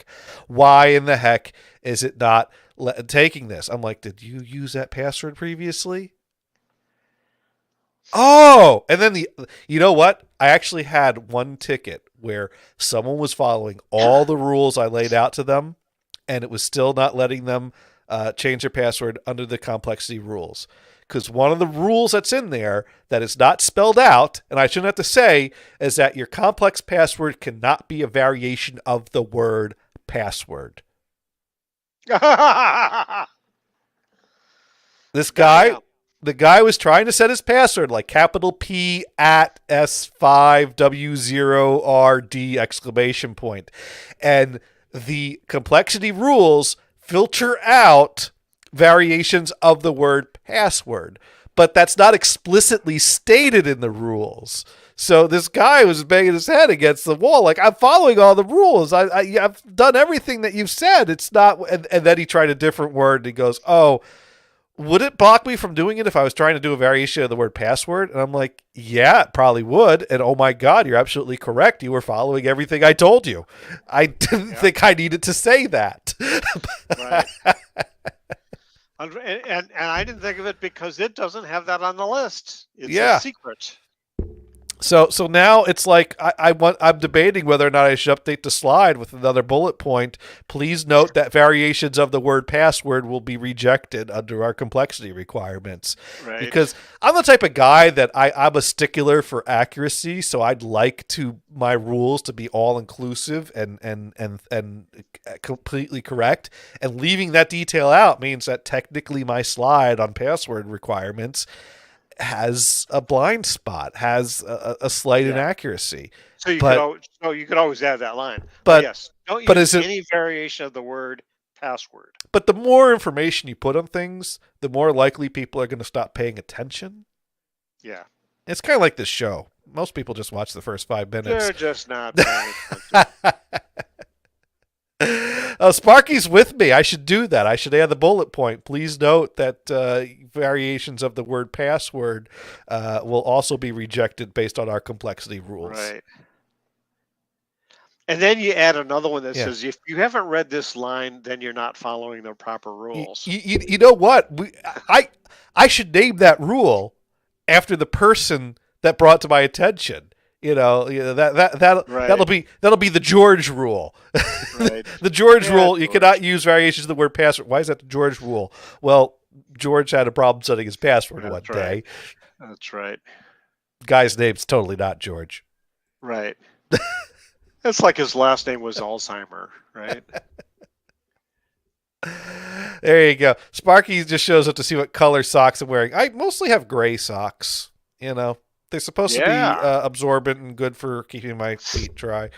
I bought a bunch of them off Amazon, and some of them are starting to wear holes, so I've been tossing them out. So I'll probably have to put another order in soon and see what's cheap this year. Dirty gray. Well, I gotta tell you, they look gray. They don't look dirty if you think that if you know they're supposed to look gray. White socks will look dirty because they'll pick up dirt as you walk around. So get black socks. Actually, what I use Gold Toe brand. So it's a totally black toe. gold toe.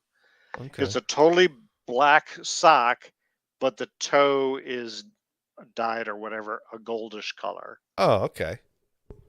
And they're good socks. What I like about them, all of them are the same.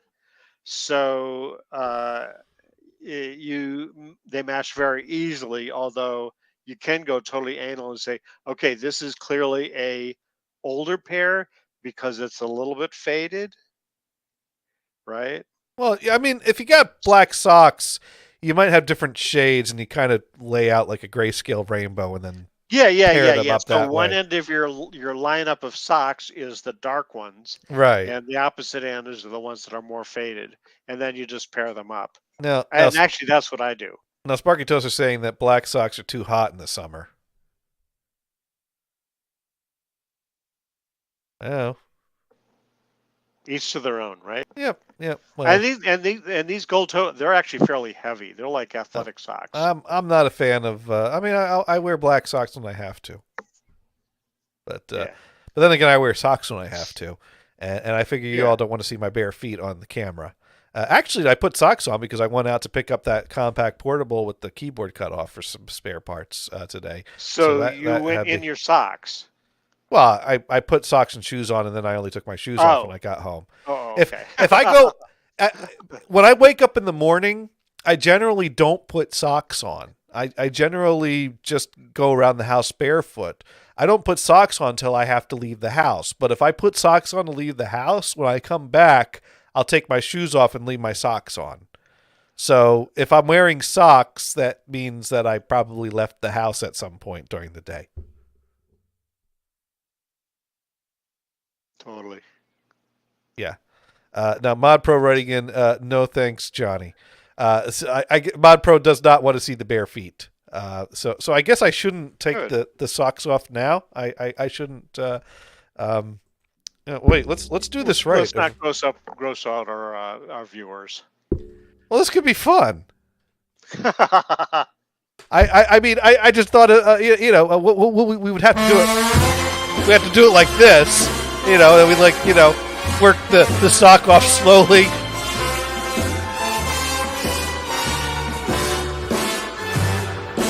All right, maybe not. Maybe this is getting weird. Maybe we should. Did Mod Pro leave? Oh no, Mod Pro was very polite. Yeah, please don't.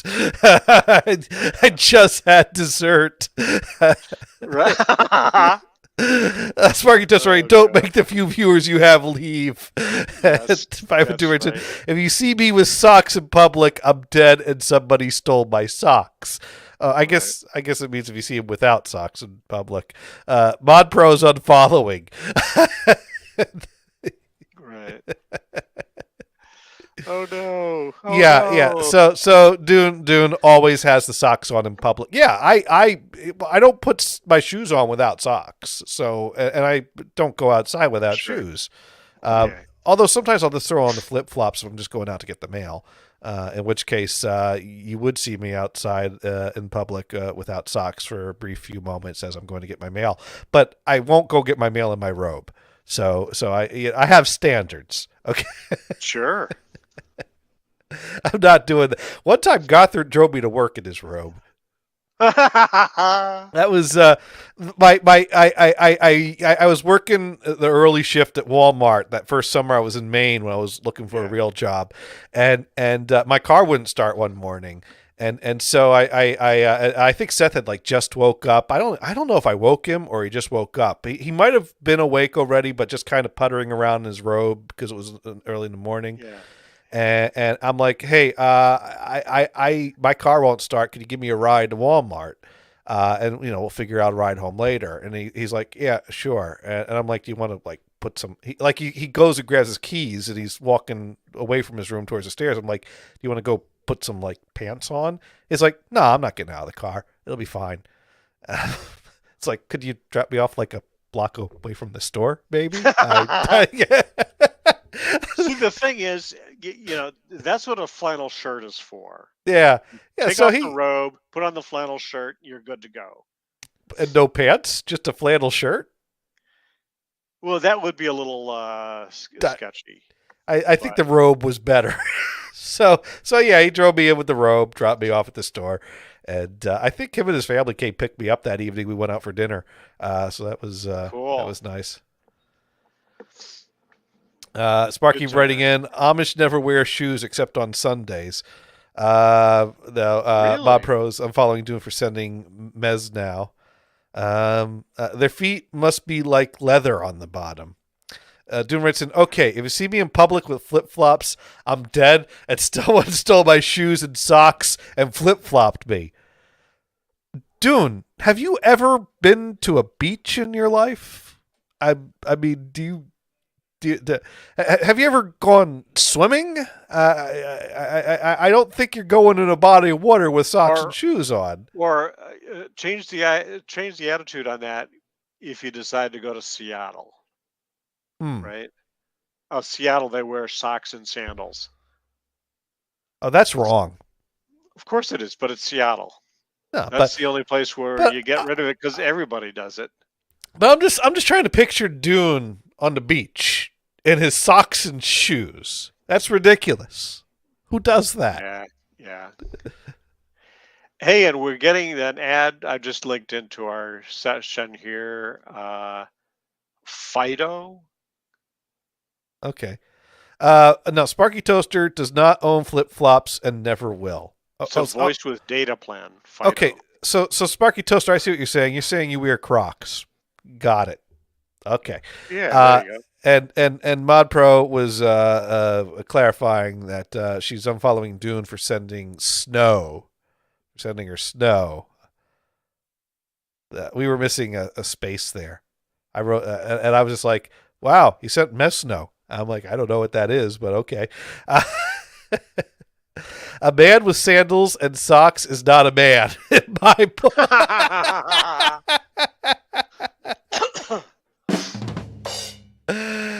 Now, Dude is writing in no.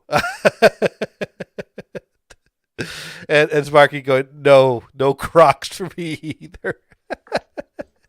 I see what you're saying. You wear the water socks, is what you're wearing. Those like slip-on sandals that you could go in the water with, and so that way, if you got like a rocky surface in a pond or lake there, then you got the water shoes. If I would do it again, Crocs does not a shoe make. Let's see. Mod Pro writing in, I've seen many people wear sandals with socks, especially at the school I work at.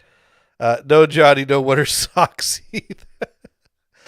Dude, what the hell are Sparky and Dune wearing at the beach? All right, Sparky, Dune, you need to send me pictures of appropriate beach footwear, because so far you're leaving me with no options, because no one in their right mind is putting on socks and shoes at the beach.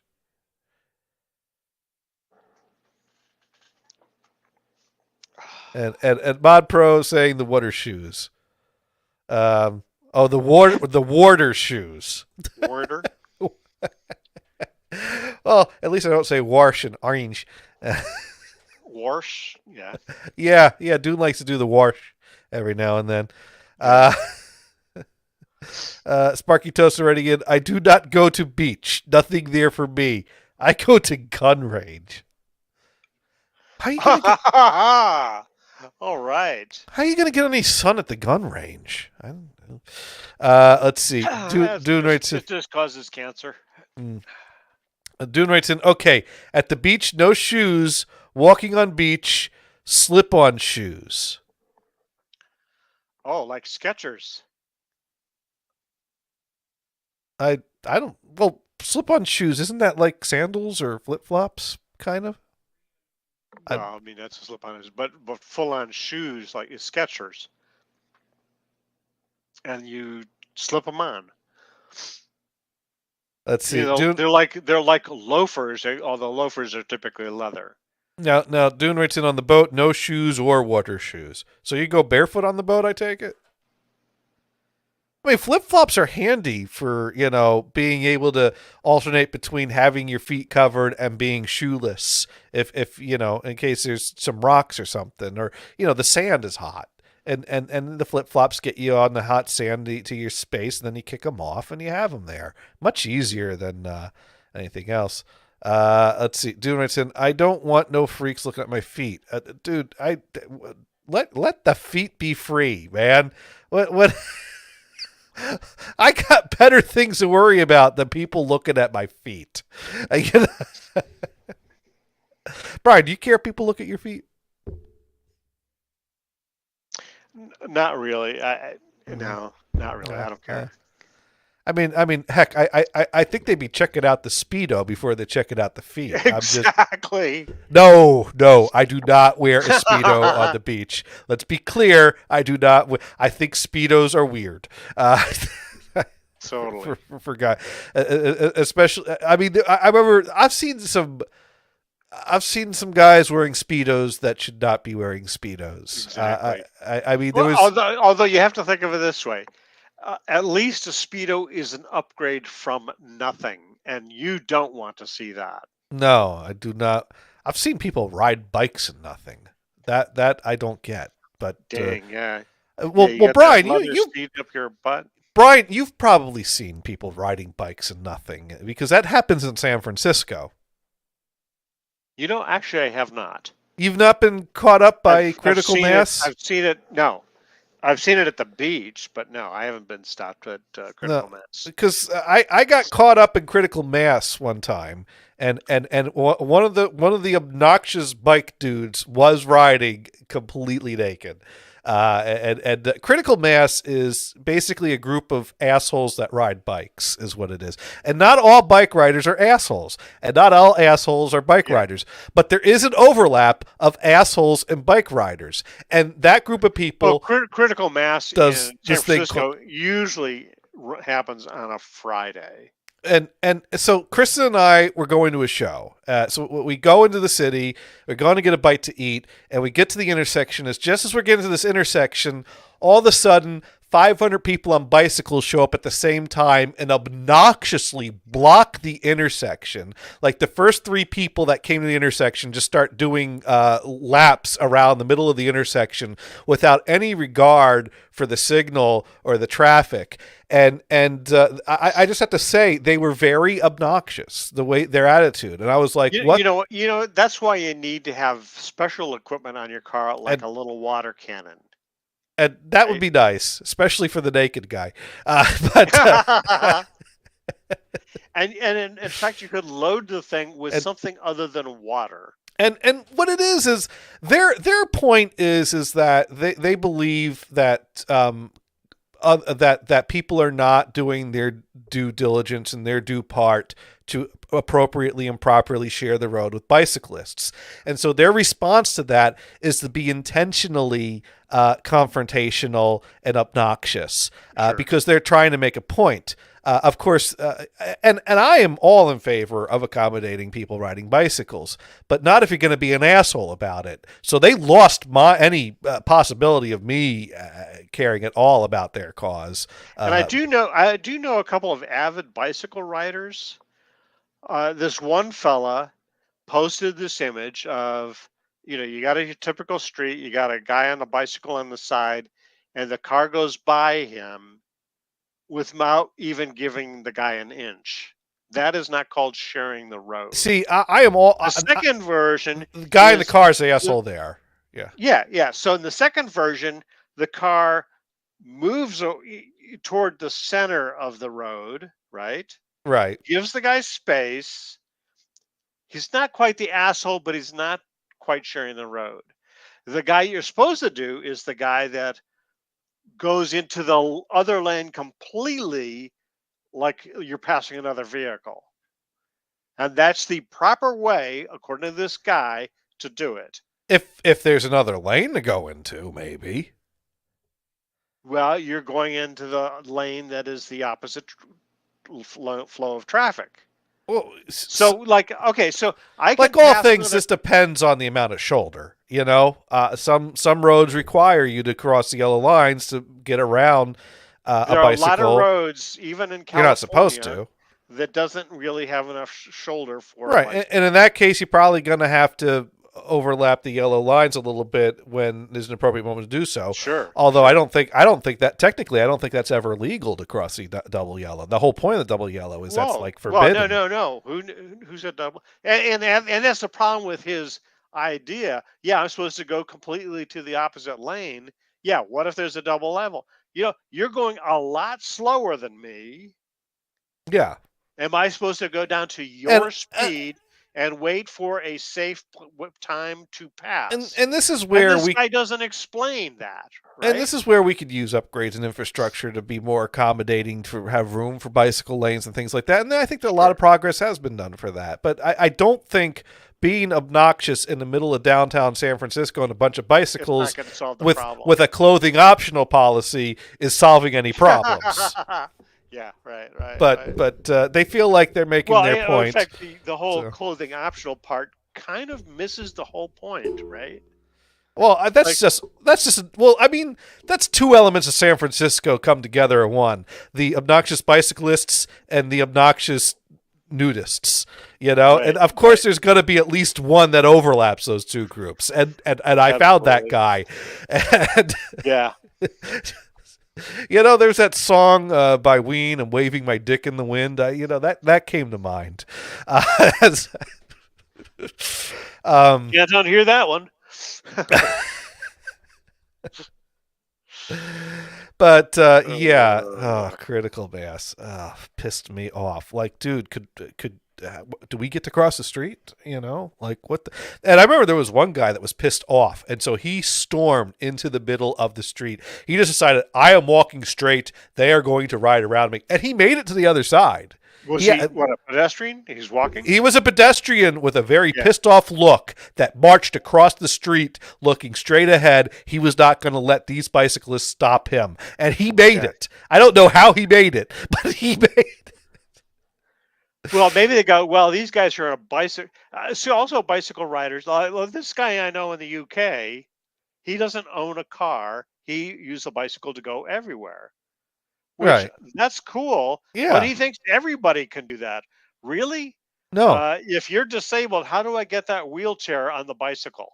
Well, now speaking of obstructions on roads that you sometimes have to move into other lanes to get around, what really grinds my gears are these assholes that think that the road is their parking lot and putting their flashers on makes it okay to do that. Yeah. What is up with these assholes? You know, how many times you I drive mean, if the behind car's just someone? skunked out, that's fine. But How many times you drive behind someone yeah, and then all of a sudden they pull over where there's not a shoulder, just like a few right, inches beyond the white right, line, right. and then like they slow down, like they're coming to a stop, but you're not sure if they're looking for something or whatever. Which is like, dude, if you're lost, don't slow down here. Find a parking lot and then figure out where you are. The road is not where to do that. You can find a fucking parking lot. I mean, it's like, dude, parking lot right up there. Pull in there. I yell Unless at my he's windshield. broken down, right? That of course, yes. I mean, you can't help that. Now, in in Pacific Grove, California, that's Monterey County. Mhm. There's this Ocean View Boulevard that goes along the ocean, and they've done a lot of renovating, putting in boardwalks and stuff like this, so people can walk up and down. And in the process, they cleaned up some of the parking spots here and there. But there were areas where just along the street they eliminated entirely. There are many parking spaces that were done Hmm. were removed, Ugh. and I don't get this. I don't know. Why did you do that? But Now, the other thing is there are stretches where they have lane enough space to have a bicycle, right? right. And the sign will tell you when you pull off the road to park, which was legal, you have to have the car completely off the road, off the pavement. You're going to be in the dirt. Hopefully, Huh. it's not raining when you're doing this, right? I hope so. Yeah. Which, okay, I'm actually not, I'm okay with that. But we discovered when they were a couple of months ago, we were kind of parked off the side. We weren't completely off, and a cop stopped and wagged his Wagged finger his at us. finger at you. So yeah, okay. I'm sorry. We thought we were off far enough. Couldn't really quite see. Now, You it'd be know, nice if they get the cop on the beach to wag the fingers at the old people who shouldn't be wearing speedos. I think that's totally legal in California. Yeah. Well, I know. Yeah. I What is this? The Taliban now? go American go Taliban is coming after you? going to the beach. I mean, sometimes you get the old man in the speedo that leaves nothing to the imagination with the obvious tight bulge that is. It's like, dude, That's correct. what the hell is your what are you thinking? Yes. In what universe did you take a look at the mirror and say, yes, this is acceptable for me to step outside in public? But the Right. other one that I thought was weird was there was this one guy that bought just a plain white Speedo. So this guy looks like he's swimming in his tidy whities. You know, I mean, that's that's an image you can't undo. out of the corner of my eye. I basically, as far as I'm concerned, I just saw a guy walk by in his tidy whities to go into the ocean to go for a swim. I'm like, huh? Did he not have a bit? Oh, that's a Speedo. That looks like tidy whities. The one that I like is the one that is a beige color that you can't even tell that it's there. Oh And you no! do the double take. What the heck? Oh That's not no! appropriate. Oh well, okay. And now you're staring at a guy's package.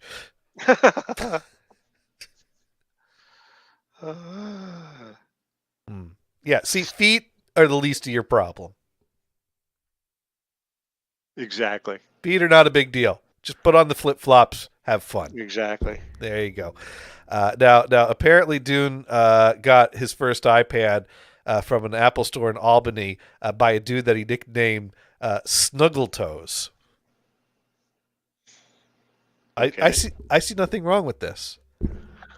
This sounds like a good bonding experience. You're giving people nicknames. Yeah, This is exactly. nice. This is friendly. This is great. I see no Yeah, problem with this. Snuggle totally toes. approve, right? Yeah, yeah. Hey, my toes are nice and snuggly in my socks. I could be snuggle toes right now. Yeah. There you go.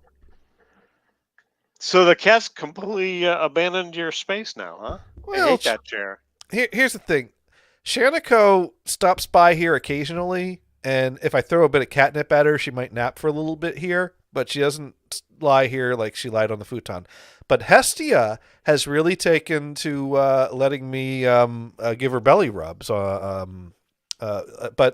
she doesn't feel safe in this room. But she'll come into the doorway here and then kind of look at me like, "Hey, come pet me someplace safe." And then like if I go towards the door, So she'll hates go. that chair. Well, Hestia's never felt safe in this room. Hestia's got Oh, okay. her spots, and Hestia is a nervous wreck.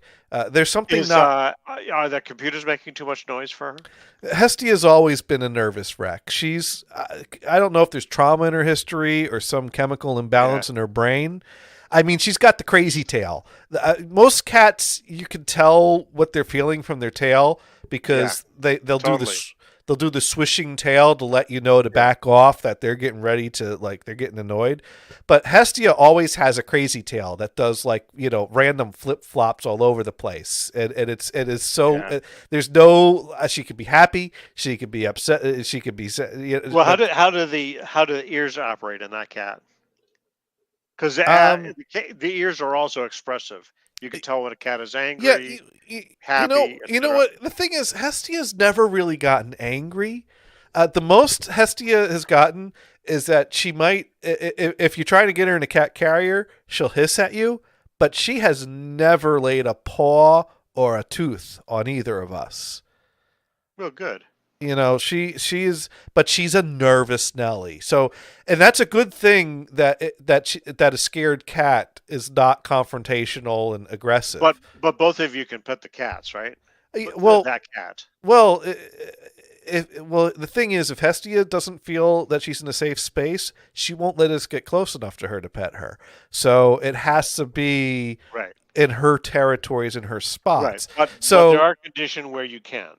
so Is she the point. comes. So she wants me to pet her. She'll come into this room to signal to me, "Come follow me," and then I'll go follow her, and she'll jump up on my bed so that I can get sit on the bed and pet her there because she feels safe on my bed, but she doesn't feel safe in this room. I think she still feels like this is Shaniko's territory because a lot of times Shaniko will be on the futon, and if Hestia ever came into the doorway in this room while Shaniko was here, Shaniko would jump down and chase her out. So Okay. now Yeah. so Yeah. now that Shaniko's not in here, Hestia can come in here to signal for me to come pet her without being attacked by Shaniko, but she still doesn't feel safe in here because she's been attacked in here too many Right. times. Oh, I see. There is a reason for that. Right, but Shaniko attacking her basically is like a little bit of run and playful paw, never a serious attack, never a serious fight. But even without that, Hestia. I had no idea what I was bringing home from the shelter when we got Hestia because the only thing I knew was there was a pair of eyes that came from a black darkness. Because Hestia was hidden behind a towel, deep into a cat carrier, huddled in the corner while we sat outside this cage, just looking at this pair of glowing eyes from and I'm like, yeah, okay, I'll take that pair of glowing eyes. yeah. Well, it was basically the shelter had gotten a donation to redo their cat section of the building, so they had to donate all the cats out in order to redo it. So they had a weekend of free cats, which Gothard pointed out to me. There's no such thing as a free cat, they waived the donation fee. So we came in there and we said, "Oh, we were looking to pick up a second cat, so we want a cat that gets along well with other cats." And they said, "Well, we have this one that she's very shy if you're patient." And we said, "Yeah, well, so here." So we sat down. We looked at a pair of eyes that did not blink once for the entire 15 minutes we sat there, blinking at it, but trying Right. to signal that we were friendly. But she was guard up. So she has always been a nervous wreck. She takes time to feel comfortable. She's a shadow. And what Nick had the cat that he named Shadow because that's all anybody ever saw of Exactly. that cat. Yeah. So yeah, she's but she likes me. She likes Chris, My and my my brother had this totally defective cat. You could not pet this cat, but if you're watching TV with bare feet, you could pet the cat with your bare feet. Period. No other time. I didn't realize cats could have a foot fetish, but there you go. It Must all be a comes back to defective the cat, feet. right? There you go. Hey, Well, Dune. see, that's the circle back, right? See, Dune is not a fan of petting cats, and I think this is a cat that Dune would definitely never pet. Right. If petting the cat requires taking off your socks, Dune's not down for that. Dang. Sparky writes in, this show is all about feet. Yeah. This, Feet or defeat? remember when you used to be able to get fruit by the foot? Fruit? Yeah, well, it was a fruit snack called Fruit by the Foot, and it was like 3 feet of I this don't roll. remember that It's at kind of all. like a fruit roll up, but long and skinny. So it came out like fruit by the foot. Yeah, I don't know. I was thinking of other foot things I could bring up. Yeah, And- no. That's good. Although I don't remember that. I'm not. Yeah. I guess I might be too old. or bubble tape came in 6 feet. Because remember the commercial for bubble tape, which opened with the line, "Your mother never wears a mohawk," which I don't remember. which any commercial that opens like that has my full undivided attention. Yeah.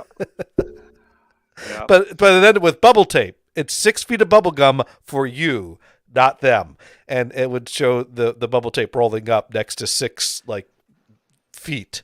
Like without bodies attached to them.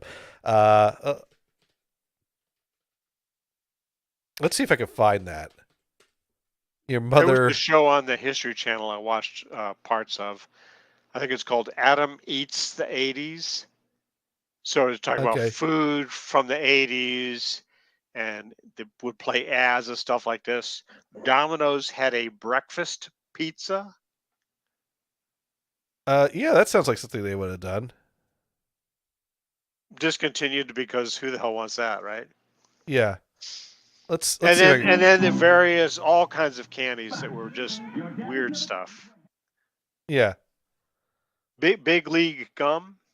Big You League familiar with Gum. that? Yeah, this. Oh yeah, that had the shredded gum, right? Yeah. that- They showed that, and they actually went to a guy that made some of the flavors, and he made this weird flavor, and Hey, that was bizarre. I think I found it. I think Fact, your mom's never had a mohawk.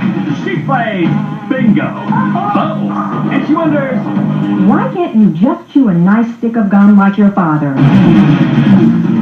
bubble tape. It's 6 feet of bubble gum for you, not them. yeah. So yeah, Mother never.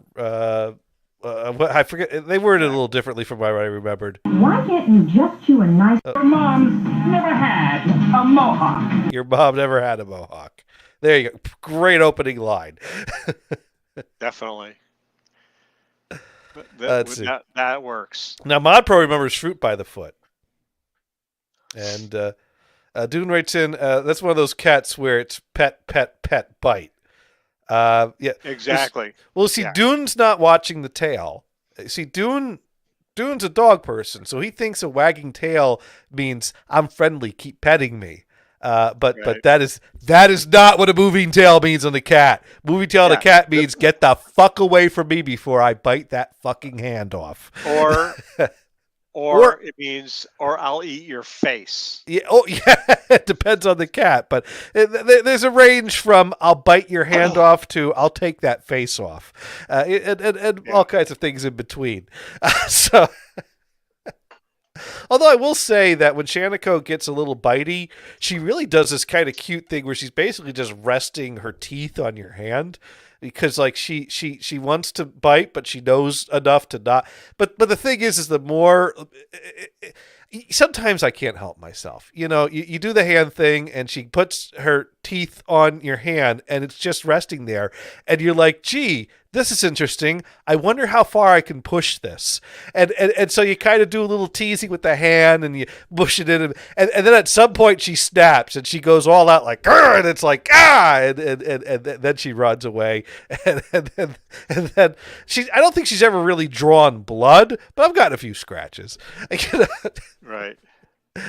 So yeah. My sister-in-law's dog is the kind of dog that greets you with her teeth.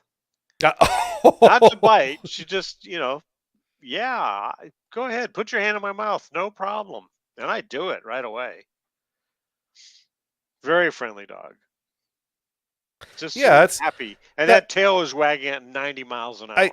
The dog that always shows her teeth, right? I think I've seen that dog. In fact, there's a guy here that did a great video on how to pet a dog like that. So I'm just going to go ahead and bring up my screen here, so I can get sued by Juke and Media.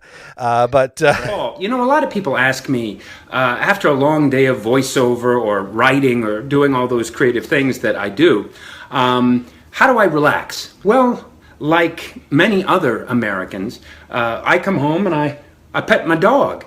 You see, petting your dog is one of the most relaxing things you can possibly do. It releases a hormone called oxytocin, which reduces stress. Also, it lowers your heart rate and it lowers your blood pressure. Plus, people who pet their dogs are 5 times more likely to live longer than people who just have cats. Plus, the dogs like it so much, and it's a nice bonding experience. That's right. You're Daddy's little boy. Daddy's little boy. Daddy's little boy. That's right.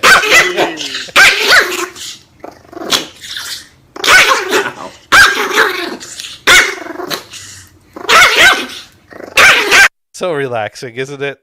Totally relaxing. That is how to pet your dog. That's hilarious. Sparky Toaster writing in, a 2x4 used to really measure 2 inches by 4 inches. Yes. Yeah. And that dog would be out the door real fast if it was mine. Well, that's some type of dog that you could just punt. Probably get some good air on that, That'd be over in the neighbor's yard. We used to talk about poodle punt. Poodle punt. Yeah, there's an obnoxious poodle that's coming too close. And add that to the list. That's a good band name. There's also pigeon punt as well. Pigeon Same punt. idea. Oh, pigeon punt. That's another one. Add that to the list. Yes. There you go. Petting the dog. And remember, if you're going to wash the dog, don't do it like Beavis and Butthead. Don't put the dog in the washing machine. Yeah. That was not a swift idea. No, because then the dog got sick and puked all over itself, which defeated the whole purpose of washing the dog. But let's see. Now we still have 15 minutes to learn something. Well, I think we've learned quite a bit so far in this show. I mean, we learned about feet. We learned about beach attire. And we learned that Dune likes to wear the Crocs. So, but and that your mother never had a mohawk. Absolutely. That's absolutely correct. But anyway, who knew that would be a thing? I don't know. We still got. What can we do with the last 15 minutes here? So you know what? We'll have to figure out what we're going to do for next week. So next week, are we going to play more Grand Theft Auto? We should jump back into that. We'll jump back into that. So now, have you had a chance to jump back into the Grand Theft Auto any in the past? I haven't been, which okay. it is a good excuse of trying out my my new toy. I see. Well, sometimes you get so wrapped up in the new toys that you forget about the old toys, and then you gotta You know. Exactly. Now, Mod Pro is going to go for a walk in the neighborhood. Oh, thank you for joining us, All Mod right. Pro. And now Yeah. Mod Pro learned that Dune hates flip flops. Yeah. Now, what qualifies as a flip flop? Because I used to have the flip flop. I don't like the flip flops that has the thing that goes between the toes. So I have the flip flop that has the thing that just goes over all the toes. Yeah. See, The to me, that's a Velcro. sandal. That's so yeah, but To they me, still a flip flop is the thing that goes between your toes. okay, but the reason you call it a flip flop is because it flip flops off the feet there, and the sandal that goes over the toes of a I certain can. style will still flip flop off of the heels of your feet. So Yeah. there's Well, in my and mind of there's still course, flip flops. with the flip flop that you're using, Mm. you can use it with socks, right? I could But of course, as we learned today, that's totally wrong. now mind you, if the thing is Unless you're in Seattle. I keep my flip flops around the house for when I go in the basement or go like get something outside. So if I am wearing socks inside already, I will put them on in my socks just to go in the basement quickly or go outside quickly. But I ain't going to the beach with socks on with my flip flops. So that's now maybe Mod Pro's going for a walk with her flip flops on around the neighborhood. And Sparky Toast writes in, Cool. you can wear socks with flip flops, but you lose your man card. If I call them sandals, is there like a 5-minute rule where as long as I don't spend more than 5 minutes with the sandals and the socks on, that it's just to go in the basement, it's okay? I see. I think the corollary to the rule is you can do it as long as nobody else sees you. well, Right? well, the neighbor across the street might see me getting my mail, but Yeah, but but then that's not going to the basement. right. If you're But sneaking out to the mailbox and they don't spot you, you probably get away with it. But yeah, if the neighbor sees you, you probably lose your man card. No. I think if I get to the mailbox in my sandals and Sparky Toaster doesn't see me, I get away with it. So there you go. If Sparky Toaster wants to rescind my man card, he's going to have to come here and camp out here and catch me getting my mail. Ask this question. I mean, often you're in the house with bare feet, correct? Correct. Will you go to the mailbox in bare feet? Well, I'll put the sandals on the bare feet. So no going outside in bare feet. Not normally. Yeah. I'd like to have. I mean, I might get a splinter from the the front steps or something and the side steps are kind of the cement type of thing. That's not comfortable on the bare feet. It's a no. I put. So you don't have a little gravel walkway. Well, I mean, I got wooden steps on the front to the mailbox. Okay. And I got the mailbox nailed directly to the post at the bottom of my steps because the people that flipped the house took the mailbox off of the fence and mounted it to the house, and called it good. Except that the post office didn't like that because then that meant the mail carrier had to walk up to my house to deliver mail. So they started sending me nasty grams telling me that you're required to put in a post in a mailbox. You do not have, walk up to the house service for mail, and we're going to stop delivering your mail. And I kind of said, do you really think I give a shit about what comes in my mail? You want to keep my bills, fine. And we had some heated conversations, and they finally said, "Well, tell you what, could you nail the mailbox to the post at the bottom of your steps so that the carrier doesn't have to walk up the steps? We can do that." And so I basically have a mailbox that normally would be mounted on a house, just kind of dangling on a nail at the post at the bottom of the steps because I don't know how to put a fucking post in. Well, you got to dig out a post, don't you? Don't you know how to hire somebody? Go to Home Depot and you look for that mailbox with the post. And you say, "Hey, do you guys install these?" I hire people to install things I want to use, not mailboxes. That's adulting stuff. I don't do that. Okay. But buying a house is an adulting thing to I, do. I, well, I bought the house so I could put my toys in it. I didn't buy the house so I could own a mailbox. I bought the house to That's right. hold my toys.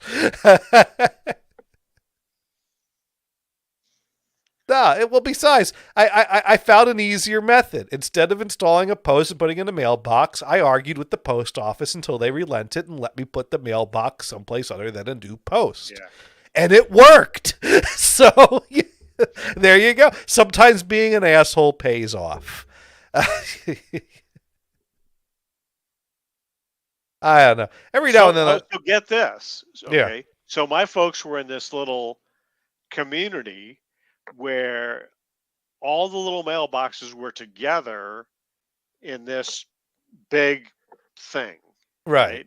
I think a So lot of you things had are a moving key, that you direction. go in and you get your mail out of it, Mm. which was kind of inconvenient if it was raining because you're going out onto the street and going to that mailbox, right? Right. But somehow this thing was destroyed by some vandal. Okay.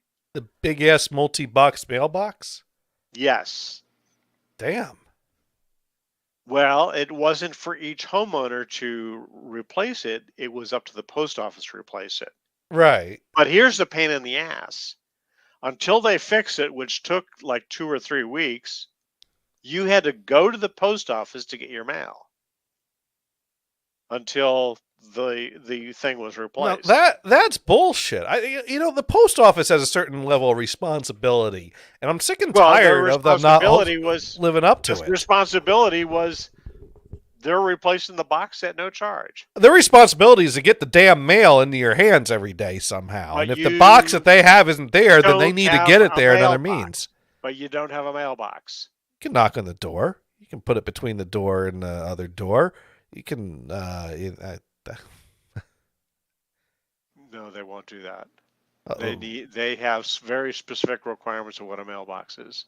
Well, And but if you don't like it, you're not getting mail. But if they provide the mailbox and they're taking 2 weeks to fulfill the responsibility of providing that mailbox, they need to come up with alternate methods of delivery, in my opinion. Now, what they could have done instead, there was a clubhouse for this community. They could have brought all the mail to the clubhouse for you to pick up. But I suspect that the manager of the place say, well, I don't want to be involved with the mail. That's your responsibility. So off to the post office you go. I remember when I was in college, it was annoying to get a package because the way it would work is, you had the little cubby mailboxes that wouldn't hold a package. So you'd basically get a note, please see the RA to get your package, because the RA had a key to open up the vault where they kept the packages under there.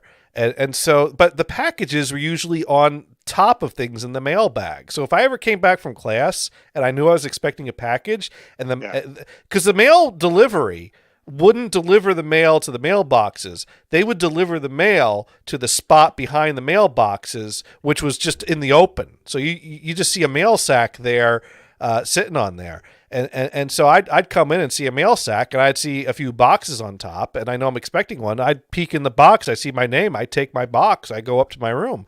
And I did this for 2 or 3 years in college. And at some point during, I think, junior year, I got stopped in the hallway by an RA saying, have you been taking your packages out of the mail bag? And I'm like, why? Well, someone reported they saw you take your package out of the mail bag. I'm like, yeah, I took my package. It goes, no, you can't do that. That's a federal offense. Uh-oh. And if we find out you're doing it again, How many years we'll in jail report. did you get? They threatened me like I had done something wrong, and it's like, dude, I took my. They're like, no, you're not allowed to take that till it's delivered. I'm like, when the mail sack enters the building, it's delivered. I didn't say that part because I'm not a confrontational guy, so I'm just like, Nod, yeah, whatever. So I just looked to the left and looked to the right before I went into the bag next time. You go, oh, I'm sorry, there was no sign that says I wasn't allowed to do that. Exactly, there wasn't. As I say, do it and then ask for forgiveness. Right, and that's what I did. And I got away with it for 3 years. And like I said, all I had to do was make sure no one was watching the next time I went dipping into the mailbag. But yeah, no, I would, because you go down there with your crew, right? You come up with your lookouts. Yeah, there you go. It was a whole mission, but because it was annoying. Because if the RA's not in their room, and Play the Mission Impossible theme. So basically, I'd have to spend like the next day knocking on the RA's door periodically until I could catch him in his room to drag him out of his room. You'd think the RA would be happy I was saving him a trip from their room down to the mailbox by taking my package myself ahead of time. See, the interesting thing is it was the RA that confronted you. How would he even know that there was a package for you? Well, no, basically, I think someone saw me do this, and I guess there was someone who was an asshat that this pissed them off and offended them, and so he reported me to the RA. Maybe he was thinking that you were stealing somebody else's package. Yeah, I don't know what the deal was because I wasn't stealing packages, and I was just taking my package, and I mean the bag was right there. As far as I'm concerned, once the federal employee leaves the package in the building, it's fair game. It's delivered, right? Anything with your name on it's fair game for you to take. It's really funny. Nextdoor is this other social media thing for people in your area. And I don't know how many times I get there's a person that posts, "Oh, my mail was stolen, blah, blah, blah. My mail was stolen, blah, blah, blah. What to do?" Get a mailbox with a fucking locking mechanism to it so people can't steal your mail. If this is the thing to you, it's not that expensive. I mean, after all, you're living in a neighborhood with people that have tons of money. There you go. So on that note, I think we should figure out what have we learned this week. So once again, I thought we were already going through that. Well, all right. So, but what is the ultimate truth that we learned here this week on? Insert title here. No socks with sandals or flip flops.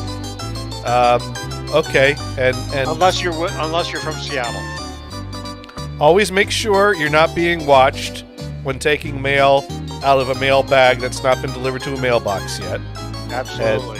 And always make sure Sparky Toaster isn't outside if you go to get your mail and you had socks on and don't feel like taking them off and put on your sandals. And 5-Hit Dune likes to wear the Crocs to the beach. So on that note, we should find someone to raid. So let's see who's live right now. Maybe playing some music or something. I don't know who's. I'm not seeing a lot of familiar names this week. What's that? Halo Scene.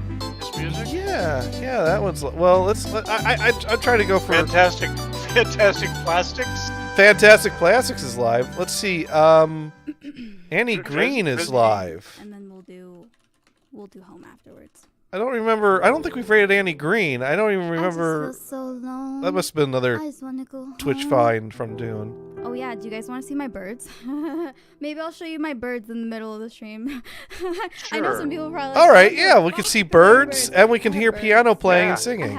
All right, so we're gonna go ahead. We're gonna raid Annie Green, as featured on a Twitch finds. I'm sure it must have been. The birds are so all right, thank you everyone for watching. Happy. Yeah, and growing so quickly, and we'll be back here next week, same place, same time, same everything. And no flip flops. No flip flops.